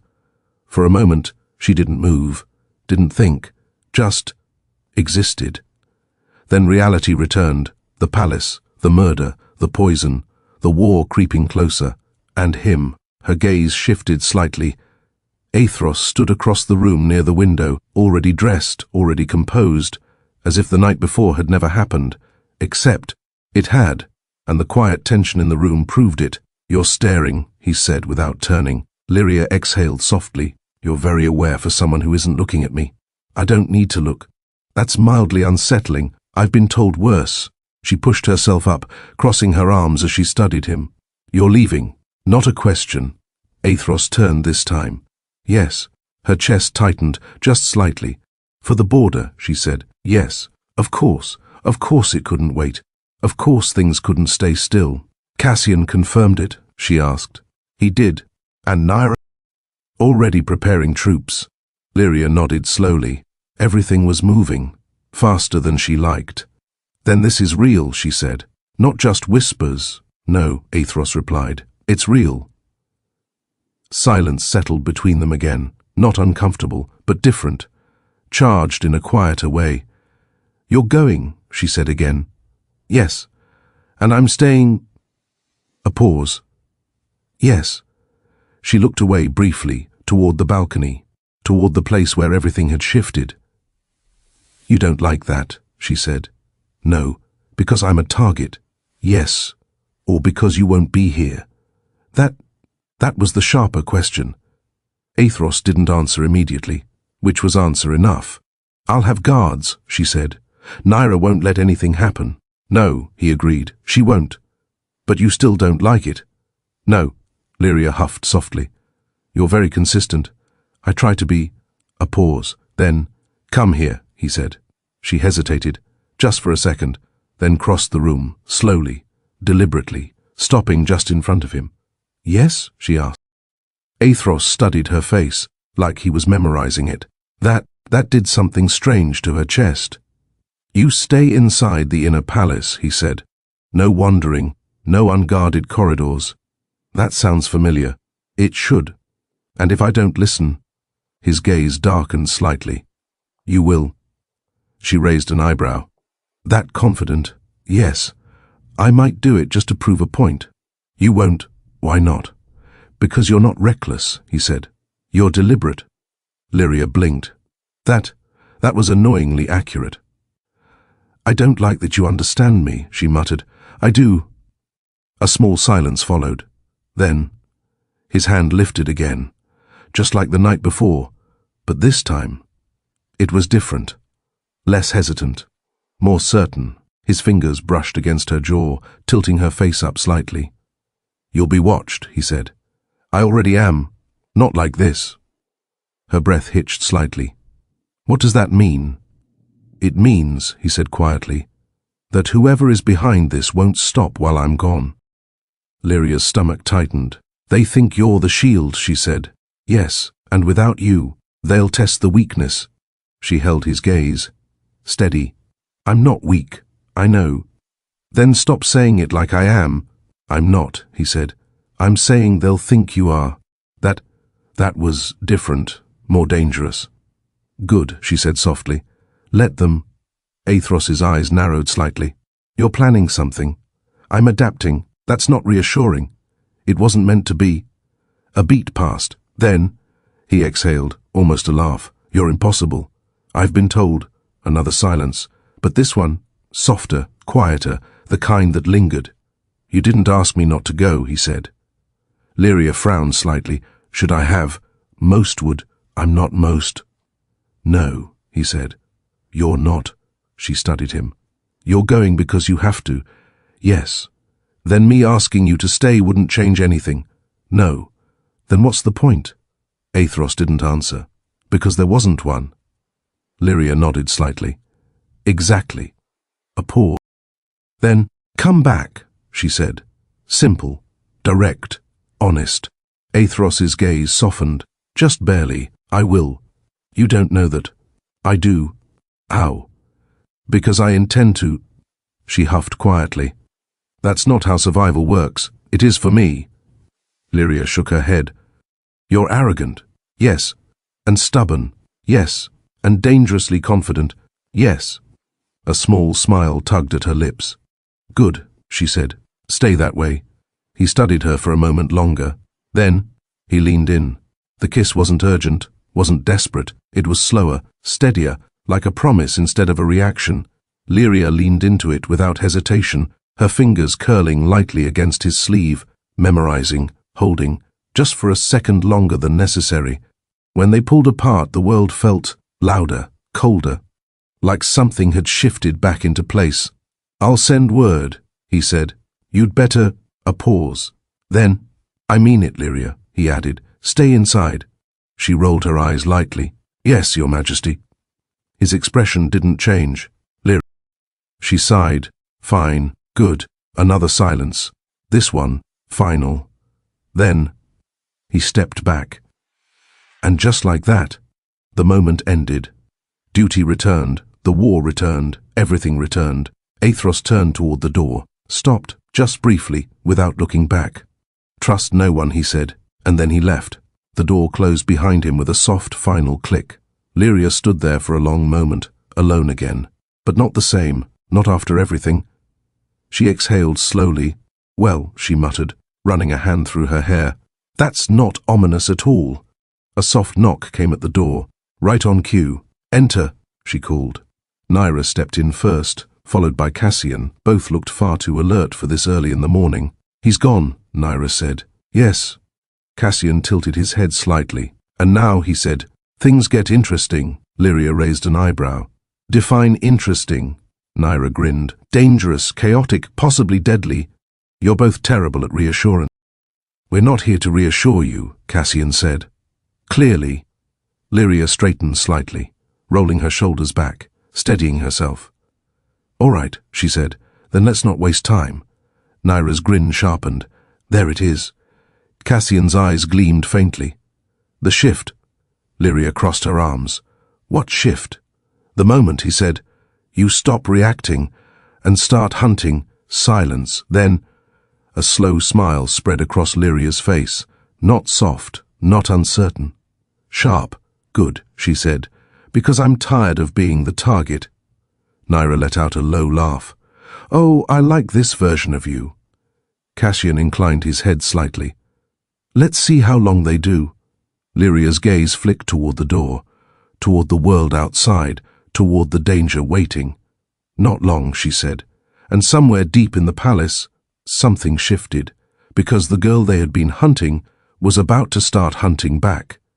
The palace felt different without Aethros, quieter, not in sound, but in weight, like something essential had been removed.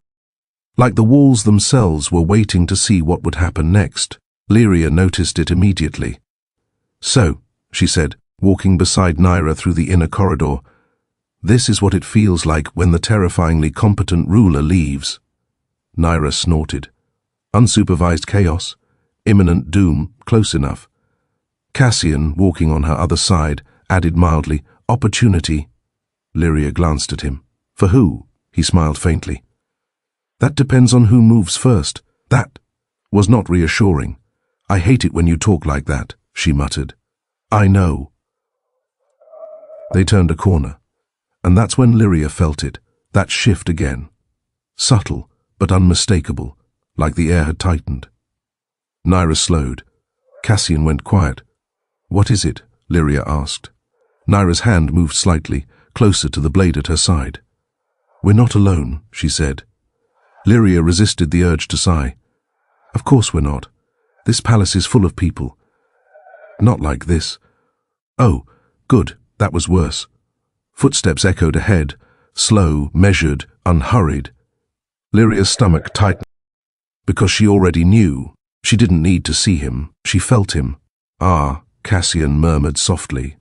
"There it is." "There's what?" Lyria asked. "The next problem." Of course it was.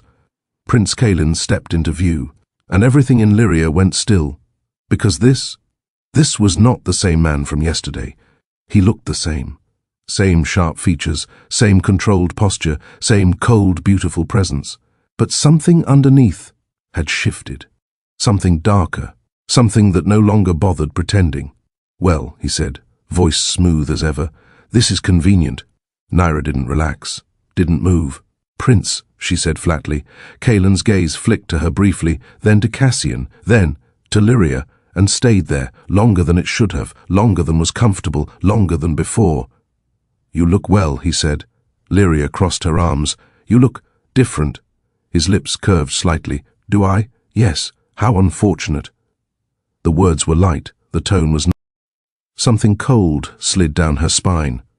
"What do you want?" she asked. Straight to the point. No patience left. Caelin tilted his head slightly. "I wanted to see you. That's not a good reason. It is for me. That's still not a good reason." Nyra stepped slightly forward. Subtle, protective. "We're in the inner palace," she said. "State your purpose." Caelin didn't even look at her. His attention never left Lyria. "That is my purpose." Cassian sighed softly. "This is going to be tedious." Lyria ignored him. "You've seen me," she said. "You can go now." A pause. Then Caelin laughed. Soft, low, not amused. "You think you can dismiss me?" he asked. "I think I just did." Nyra made a small, approving sound. Cassian looked entertained. Caelin's gaze sharpened. And for a moment, the mask slipped. Just a fraction, but enough. Enough for Lyria to see it. That flash of something ugly, something bitter, something that had been growing. "You've changed," he said. "So have you." "Yes," he agreed. "I have." Silence stretched. Then, "You shouldn't have stayed," he said. "Oh, look," Lyria replied dryly. "We're repeating ourselves. You don't understand." "No," she cut in, "you don't understand." That stopped him. "Good. You don't get to reject me," she continued, "humiliate me in front of an entire court, and then come back acting like I owe you something." His jaw tightened. "I never said you owed me." "You're here," she said. "That says enough." Silence, sharp, tense. Then Caelin stepped closer. Nyra moved instantly, but Lyria lifted a hand slightly, stopping her. "I've got this," she murmured. Nyra didn't look convinced, but she didn't interfere. Yet. Caelin stopped a few feet away. Close, too close, again. "You think this is about pride," he said. "I think this is about you regretting your choices." His eyes darkened. "You have no idea what you're talking about." "Then explain it," she challenged. A pause. Then, "I was trying to protect you." Lyria blinked. Then she laughed, actually laughed. "Oh, that's a good one. I'm serious. That makes it worse." His expression hardened. "You think I rejected you because I didn't want you?" "Yes, wrong. That hit differently." Lyria's laughter faded. "Then why?" she asked. The question came quieter this time, more dangerous. Caelin held her gaze. For a long moment, he said nothing. Then, "Because if I had claimed you," he said slowly, "you would already be dead." Silence, complete, utter. Even Nyra didn't move. Lyria's heart stuttered. "That doesn't make sense." "It does," Cassian said quietly. Lyria shot him a look. "Not helping." Caelin took another step closer. "You were never meant to be here," he said. "Not in the court, not in the palace, not near him." Her stomach tightened. "What does that mean?" "It means," Caelin said, voice dropping, "that you were a liability the moment you were chosen." "By who?" she demanded. His gaze flickered. Just for a second. Then, "That doesn't matter. It does to me. It shouldn't too bad." Silence again. Then, "You think he can protect you," Caelin said. Lyria's patience snapped.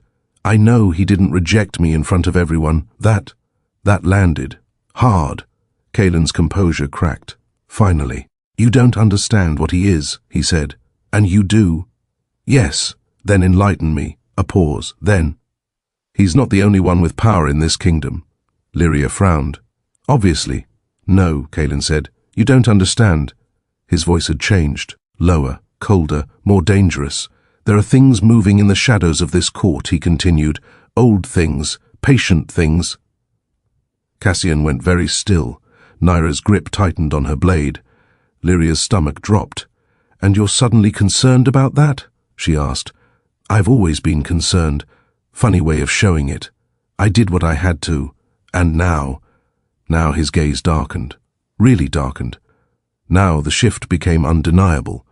Now he said, "I'm done playing by their rules." That was not good. "There?" Lyria asked carefully. He didn't answer. Instead, he stepped closer again, close enough that she could feel the heat of him, the tension, the instability. "You should come with me," he said. Lyria blinked. "What?" "Leave the palace," he said. "Leave him Ah, there it was. Jealousy, possessiveness, and something far more dangerous layered underneath. No, she said immediately. His jaw tightened. You didn't even think about it. I don't need to. You're making a mistake. Maybe, she said, but it's mine to make. Silence. Then, his hand moved, fast, grabbing her wrist. Not gently, not painfully, but firmly, too firmly. Nyra moved instantly, let her go. Cassian didn't move, but his eyes sharpened, watching, calculating. Caelin ignored them, his gaze locked on Lyria. Listen to me, he said, voice low, intense. You don't know what's coming. Then tell me. I can't. Then let go of me. A pause, then. His grip tightened, just slightly. Enough. Caelin, Nyra warned. That name, that tone, finally broke through. He released her, slowly, but his gaze didn't leave hers. You're choosing the wrong side, he said. Lyria rubbed her wrist lightly. Then maybe you should tell me what the sides are. Silence. Then, he stepped back, not retreating, just pulling away. You'll see, he said. Ah, cryptic. She hated that. Eventually he added, Fantastic, Lyria muttered. His gaze lingered on her one last time, heavy, complicated, unresolved. You won't be able to say I didn't warn you, he said. Try me. A pause. Then, he turned and walked away. But this time, it didn't feel like defeat or retreat. It felt like preparation, like something had shifted, something had broken, and whatever Caelin had been before wasn't what he was becoming now. The corridor fell silent again. Lyria exhaled slowly. Well, she said, that was deeply unsettling. Nyra stepped closer immediately. Are you all right? I've had better conversations. Cassian hummed softly. How fascinating. Lyria shot him a look. You are enjoying this far too much. Oh, absolutely. Why? Because, he said, eyes gleaming slightly, the prince just confirmed everything. Lyria frowned. Everything what? Cassian smiled. That there's a game being played. His gaze flicked in the direction Caelin had gone, and he's no longer pretending he's not part of it. Lyria's stomach tightened. Which means, Nyra answered this time. It means, she said grimly, we're running out of time. Lyria looked down the corridor, where Caelin had disappeared. Her chest tightened, not with fear, not entirely, something else, something sharper, more dangerous. Good, she said quietly, because if he thought she was going to sit back and wait, he didn't know her at all. And whatever game this was, she was done being a piece. She was going to become a problem.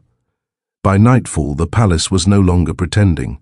The whispers had turned into tension, the tension into quiet fear, and the fear into something sharper, something waiting to break. Lyria stood in the war chamber, arms braced against the long obsidian table, staring at a map she barely understood, and yet somehow knew was the center of everything. Borderlines, territories, marked positions, and now, movements. They're not just gathering, Nyra said, tapping a marked section near the northern ridge. They're positioning for invasion? Lyria asked. For something more precise, Cassian replied. That's vague and unhelpful. It's accurate. Lyria exhaled sharply. I hate accuracy. Cassian smiled faintly. I know. Her gaze shifted again. Walk me through it, she said. All of it. No more half-truths. Nyra and Cassian exchanged a look. That alone was enough to irritate her. No, Lyria said immediately. Don't do that. Do what? Nyra asked. The look, she snapped. The we're deciding how much she gets to know look. Cassian raised a brow. You're perceptive. I'm involved, she corrected, which means I get the full story. Silence. Then, Cassian exhaled. Very well, he said. Nyra leaned back slightly, arms crossing. This is where it gets unpleasant. It's already unpleasant. It gets worse. Of course it does. Cassian stepped forward, placing his hand lightly on the map. This kingdom, he said, was not always ruled the way it is now. Lyria frowned. Okay, the current structure, Alpha King, Fae Court, divided power. It was a compromise. Between who? She asked. Cassian's gaze lifted to hers. Between species. Oh, that was new. You mean Fae and werewolves, Nyra finished. Lyria blinked. That explains a lot. It should, Nyra said. Cassian continued. But before that compromise, he said, there was something else. Let me guess, Lyria muttered. War, yes, shocking. Not just war, Nyra added. Domination. Lyria's stomach tightened. By who? Cassian's voice lowered. The Fae. Silence. Lyria processed that slowly. Then, that's not surprising either. No, Cassian agreed. But what is surprising is how it ended. Her eyes narrowed. Go on. Cassian tapped a point on the map. The war didn't end with victory. No, it ended with a binding. That word hit differently. Lyria straightened slightly. A binding? Yes, he said. A forced balance, magic tied to bloodlines, power divided between rulers. Her mind started racing. The Alpha King, she said slowly, holds the physical dominion, Nyra said. And the Fae Prince, Lyria continued, holds the magical authority, Cassian finished. Lyria's stomach dropped. Aethros, she whispered. Yes, Cassian said. And Kalin, she said, was supposed to inherit that power, Nyra added. Silence, heavy, complicated. Wait, Lyria said, shaking her head slightly. Then why didn't he? Because he refused the bond, Cassian said. Oh no. Her chest tightened. Me, she said. Yes. Everything clicked, too quickly, too sharply. The fated mate bond, she said. It's not just a bond. No, Cassian said quietly. It's a key. Lyria felt the room tilt slightly.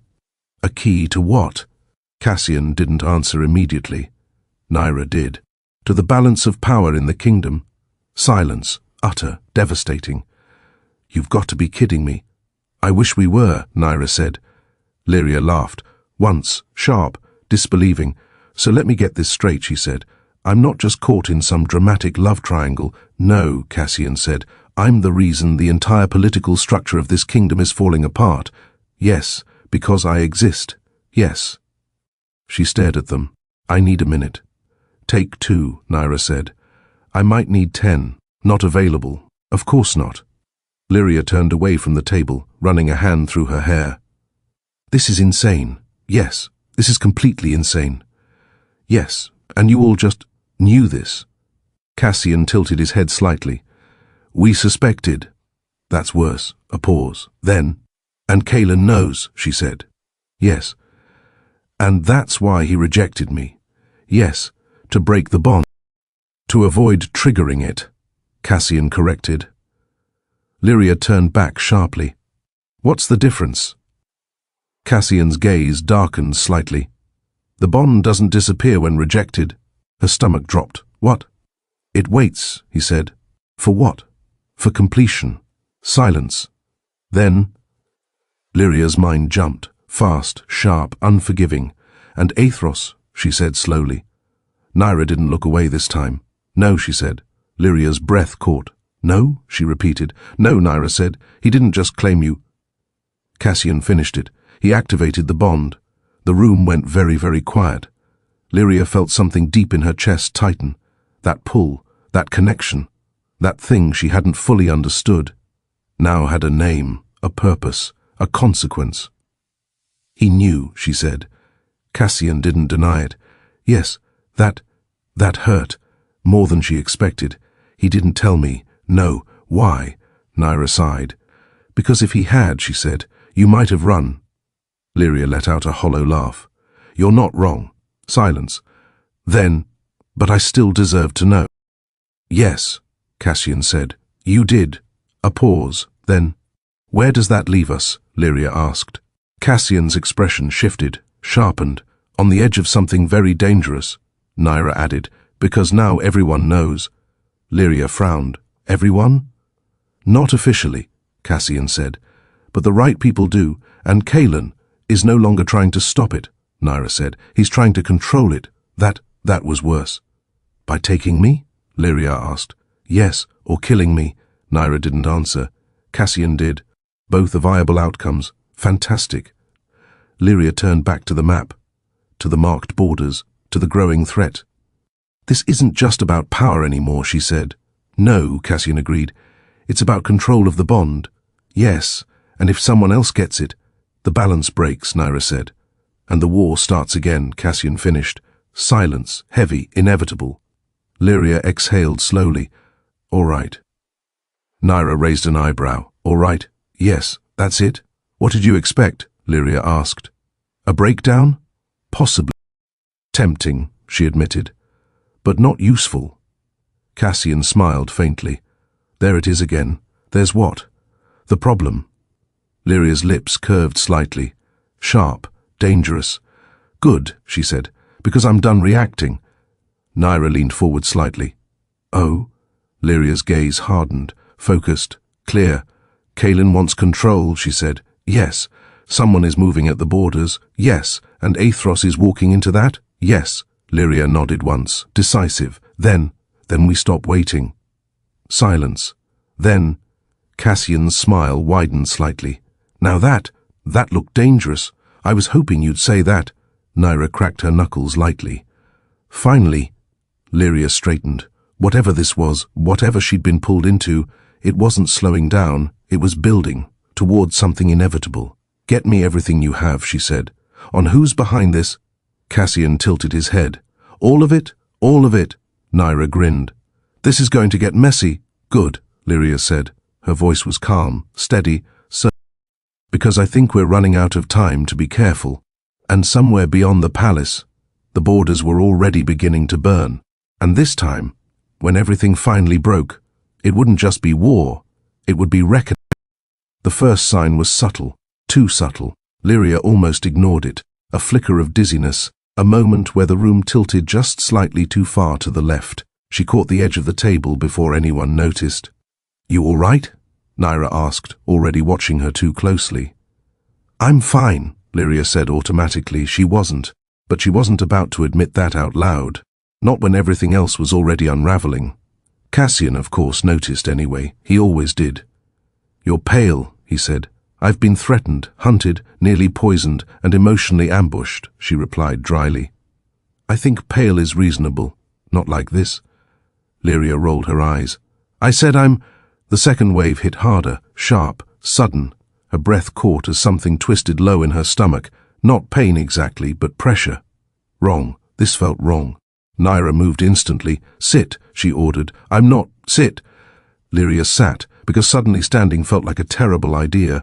Okay, she admitted quietly. That's new. Cassian's expression had shifted. No humor now, only calculation. Since when? He asked. Since now. That's not helpful. It's all I've got. Nyra crouched in front of her, eyes sharp. Any pain? No. Dizziness? Yes. Anything else? Lyria hesitated. Pressure. Nyra and Cassian exchanged a look. There it was again. That look. Only this time, it wasn't cautious. It was alarmed. What? Lyria demanded. Stop doing that. Cassian exhaled slowly. Call the healer. Nyra didn't argue, which was how Lyria knew. This was bad. The healer arrived too quickly. Another bad sign. Lyria sat on the edge of her bed now, arms crossed, watching as the older woman moved around the room with practiced efficiency. You're making this feel dramatic, Lyria said. It is dramatic, Nyra replied flatly. I hate that for me. The healer turned, kind eyes, sharp mind, too observant. When did it start? She asked. An hour ago. Any prior symptoms? No. The healer nodded slowly. Then, her hand hovered over Lyria's abdomen. Magic flickered, soft, golden. Then, it flared. Violently, the healer froze. Nyra tensed. Cassian went very, very still. Lyria blinked. That seems excessive. No one laughed. The healer slowly lowered her hand. Her expression had gone pale. Say it, Nyra said. The healer hesitated. Then, she's with child. Silence, utter, absolute. Lyria blinked. Once, twice. I'm sorry, she said slowly. What? Cassian didn't speak. Nyra didn't move. The healer swallowed. You're pregnant. The word hit like a physical force. Lyria stared at her. That's not possible. It is... No, Lyria said immediately. No, it's... Her mind stopped. Replayed, the balcony, the night. Aethros. Oh no, that was fast, she whispered. Cassian exhaled slowly. Yes. Nyra ran a hand down her face. Of course it is. Lyria looked between them. Why are you both reacting like this is worse than everything else? No one answered. That was the problem. Say something, she demanded. Cassian finally spoke. Because, he said carefully, this changes everything. I thought everything had already changed. It has, Nyra said. Now it's worse. How? Silence. Then, the healer spoke again, and her voice shook. There's more. Lyria laughed. Of course there was. There's always more. The healer met her eyes. This child is not normal. Define normal, Lyria said. Cassian closed his eyes briefly. Don't say it, he murmured. Too late, the healer did. It's already bound to both bloodlines. Silence. Then, Lyria felt it. That pull again. But deeper, stronger, alive. Her breath caught. That's not supposed to happen, is it? No, Cassian said. No, it's not. Nyra stepped back slightly. Fae and Alpha blood don't mix like that. But this one does, the healer whispered. And that means, Cassian cut in. It means the prophecy is real. The room went cold. Lyria frowned. What prophecy? No one answered immediately. Then, Nyra swore under her breath. Cassian looked like he regretted everything. The healer looked terrified. Oh, this is great, Lyria muttered. We've reached the prophecy stage. That's never good. Cassian finally spoke. Long before the binding, he said, there was a warning. Of course there was. A child born of both lines, he continued, would either restore balance or destroy it completely. Nyra finished. Silence. Lyria stared at them. You're joking. No one laughed. You're not joking. No. Her hands curled slightly. This is insane. Yes. I'm not. You are, Cassian said. This isn't happening. It is. Lyria stood abruptly. Bad idea. The room tilted again. Nyra caught her before she hit the ground. Careful. I'm fine. You're not. I will be. Her breathing was uneven now. Too fast. Too sharp. This can't be real, she said. It is, Nyra said quietly. And if anyone else finds out, they will, Cassian said. Lyria's stomach dropped. Kalin, she whispered. Yes, Cassian. And if he knows, he'll come for you, Nyra said. For the child, Cassian corrected. Silence. Then, no, Lyria said. Sharp, immediate, protective. No. Something in her chest shifted, fierce, unyielding. This was hers, whatever it meant, whatever it became. No one was taking it, no one. We don't tell anyone, she said. Nyra hesitated. Cassian didn't. They already know something's changed, he said. You felt it. So did they. Lyria's heart pounded. How long do we have? Cassian didn't answer. Nyra did. Not long. Of course not. It was never long. Then we move faster, Lyria said. Cassian studied her. You're not panicking. I will later. Reasonable. But right now, she said, we have a war coming. A prince losing his mind, and apparently a prophecy tied to my uterus. Nyra choked slightly. Cassian looked impressed. I don't have time to fall apart. A pause. Then, good, Nyra said. Cassian nodded. Agreed. Lyria exhaled slowly, steadying herself. Then we prepare. For what? Nyra asked. Lyria's gaze hardened. For everything, and then... The doors slammed open. All three of them turned. A guard stumbled in, breathless, pale, terrified. Nyra stepped forward immediately. What is it? The guard swallowed hard. The northern line. Cassian went still. What about it? It's fallen. Silence. Then, what? Lyria demanded. The guard's voice shook. The enemy broke through. Nyra swore. Cassian's expression darkened. That's not possible. They had help, the guard said. A pause. Then, from inside, the room went deadly quiet.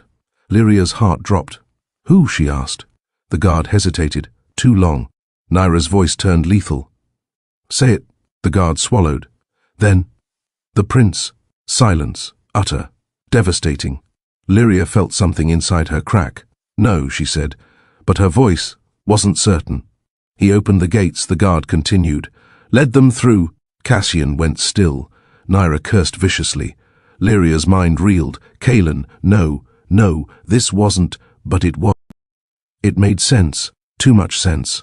He chose a side, Cassian said quietly. Yes, Nyra replied. Lyria's chest tightened painfully. And it's not ours. Silence. Then, another voice filled the doorway. Cold. Familiar. Terrifying. Correct. Every muscle in Lyria's body locked. Slowly, she turned. Kalin stood there, not alone, never alone.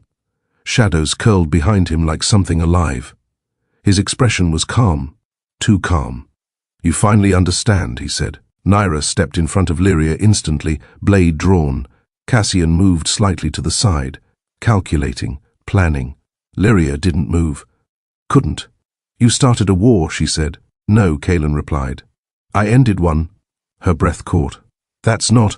It is, he said. This kingdom was built on a lie. And your solution is destruction?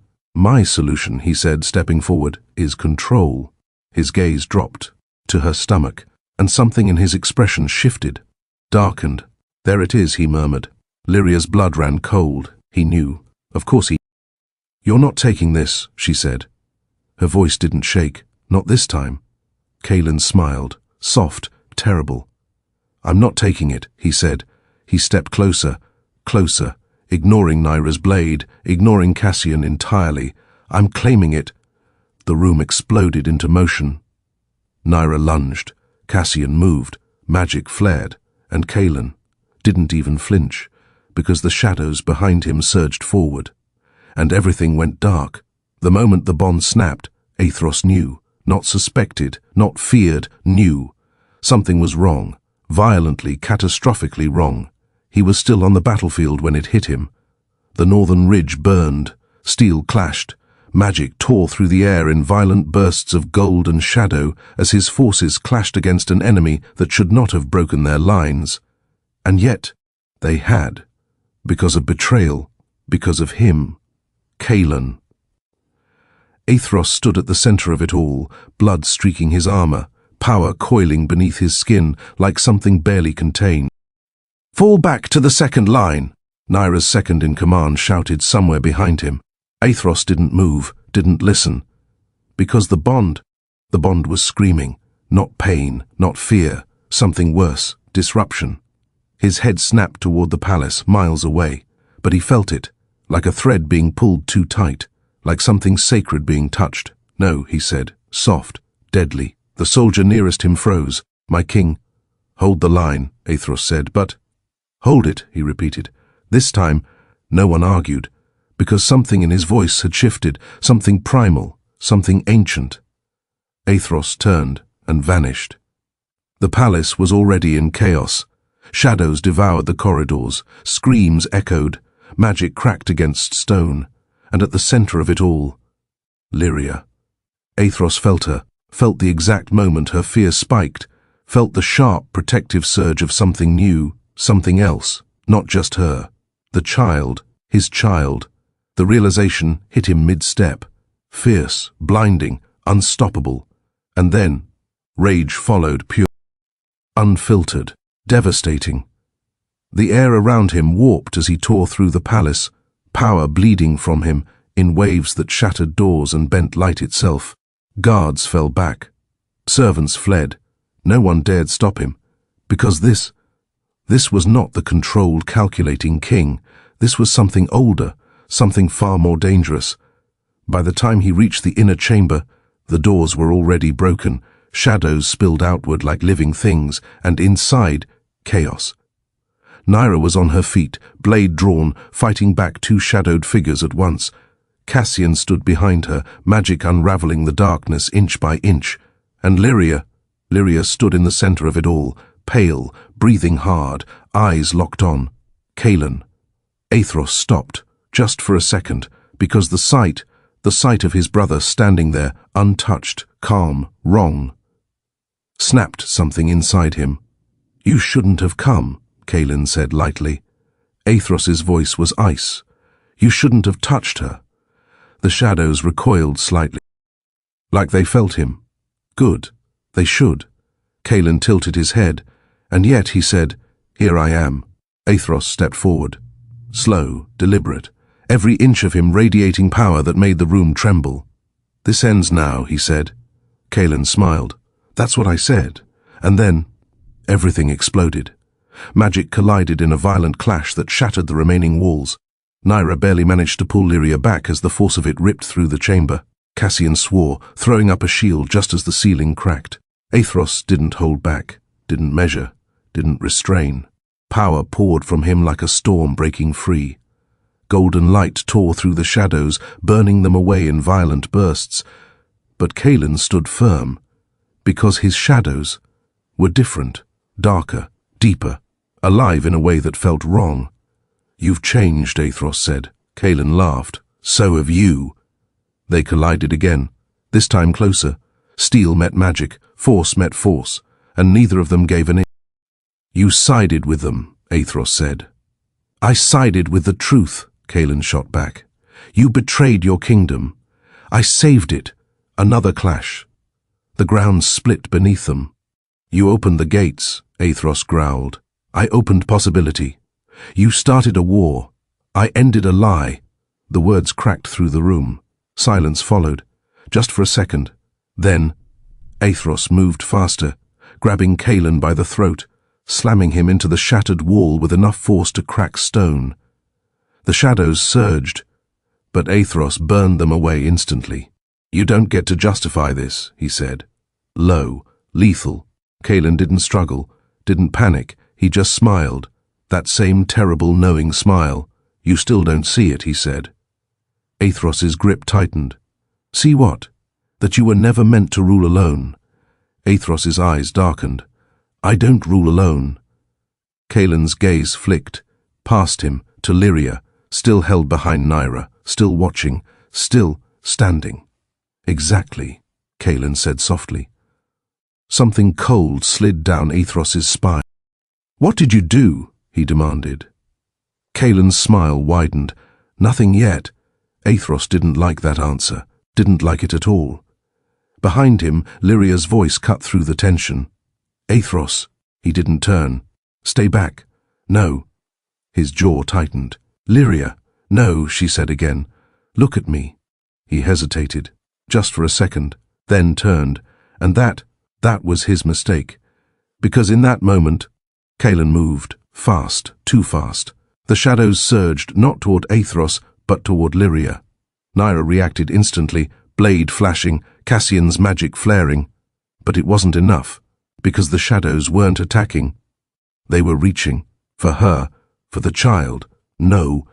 Aethros moved, but he was a second too late. The shadows wrapped around Lyria's wrist, and the moment they touched her, the bond exploded, light, blinding, violent, ancient. It tore through the room like a living thing. Every single person froze, because what pulsed from her wasn't just power, it was something older, something bound, something that had just been awakened. Lyria gasped, her hand flying to her stomach, and then she screamed. Aethros's world stopped. Lyria, the light intensified, cracking the floor, shattering what remained of the walls. The shadows recoiled, but not completely, because Caelin was still holding on, still reaching, still smiling. "Yes," he whispered, "there it is." Aethros moved, faster than he ever had, grabbing Lyria, pulling her into him, breaking the contact. But the damage was already done. The light collapsed inward, violently, silently, and then everything went still, too still. Lyria sagged in his arms, unconscious. Aethros's heart stopped. "Lyria?" No response. "Lyria?" Nothing. The bond flickered, unstable, wrong. Panic hit him, sharp, unforgiving. "What did you do?" he snarled. Caelin stepped back, calm, untouched. "I didn't do anything," he said. Aethros's power surged again. "You're lying." "No," Caelin said. His gaze dropped. To Lyria, to her still form, to her stomach. His smile faded, just slightly, something darker replacing it. "No," he repeated. "I just sped things up." Aethros went still. "What does that mean?" Silence. Then Caelin met his eyes, and for the first time, There was no mockery, no humor, just something cold, certain. "It means," he said quietly, "it's already begun." The bond pulsed again, weak, unstable, wrong. And in Aethros's arms, Lyria didn't move, didn't breathe, didn't... "Aethros!" Nyra started. But he didn't hear her, because for the first time, the King of Beasts felt something he hadn't felt in a very long time. Fear, real, terrifying, unstoppable. "Fix this," he said. Not a request, a command, a threat, a promise. Cassian stepped forward slowly, carefully. "I don't know if we can..." Silence.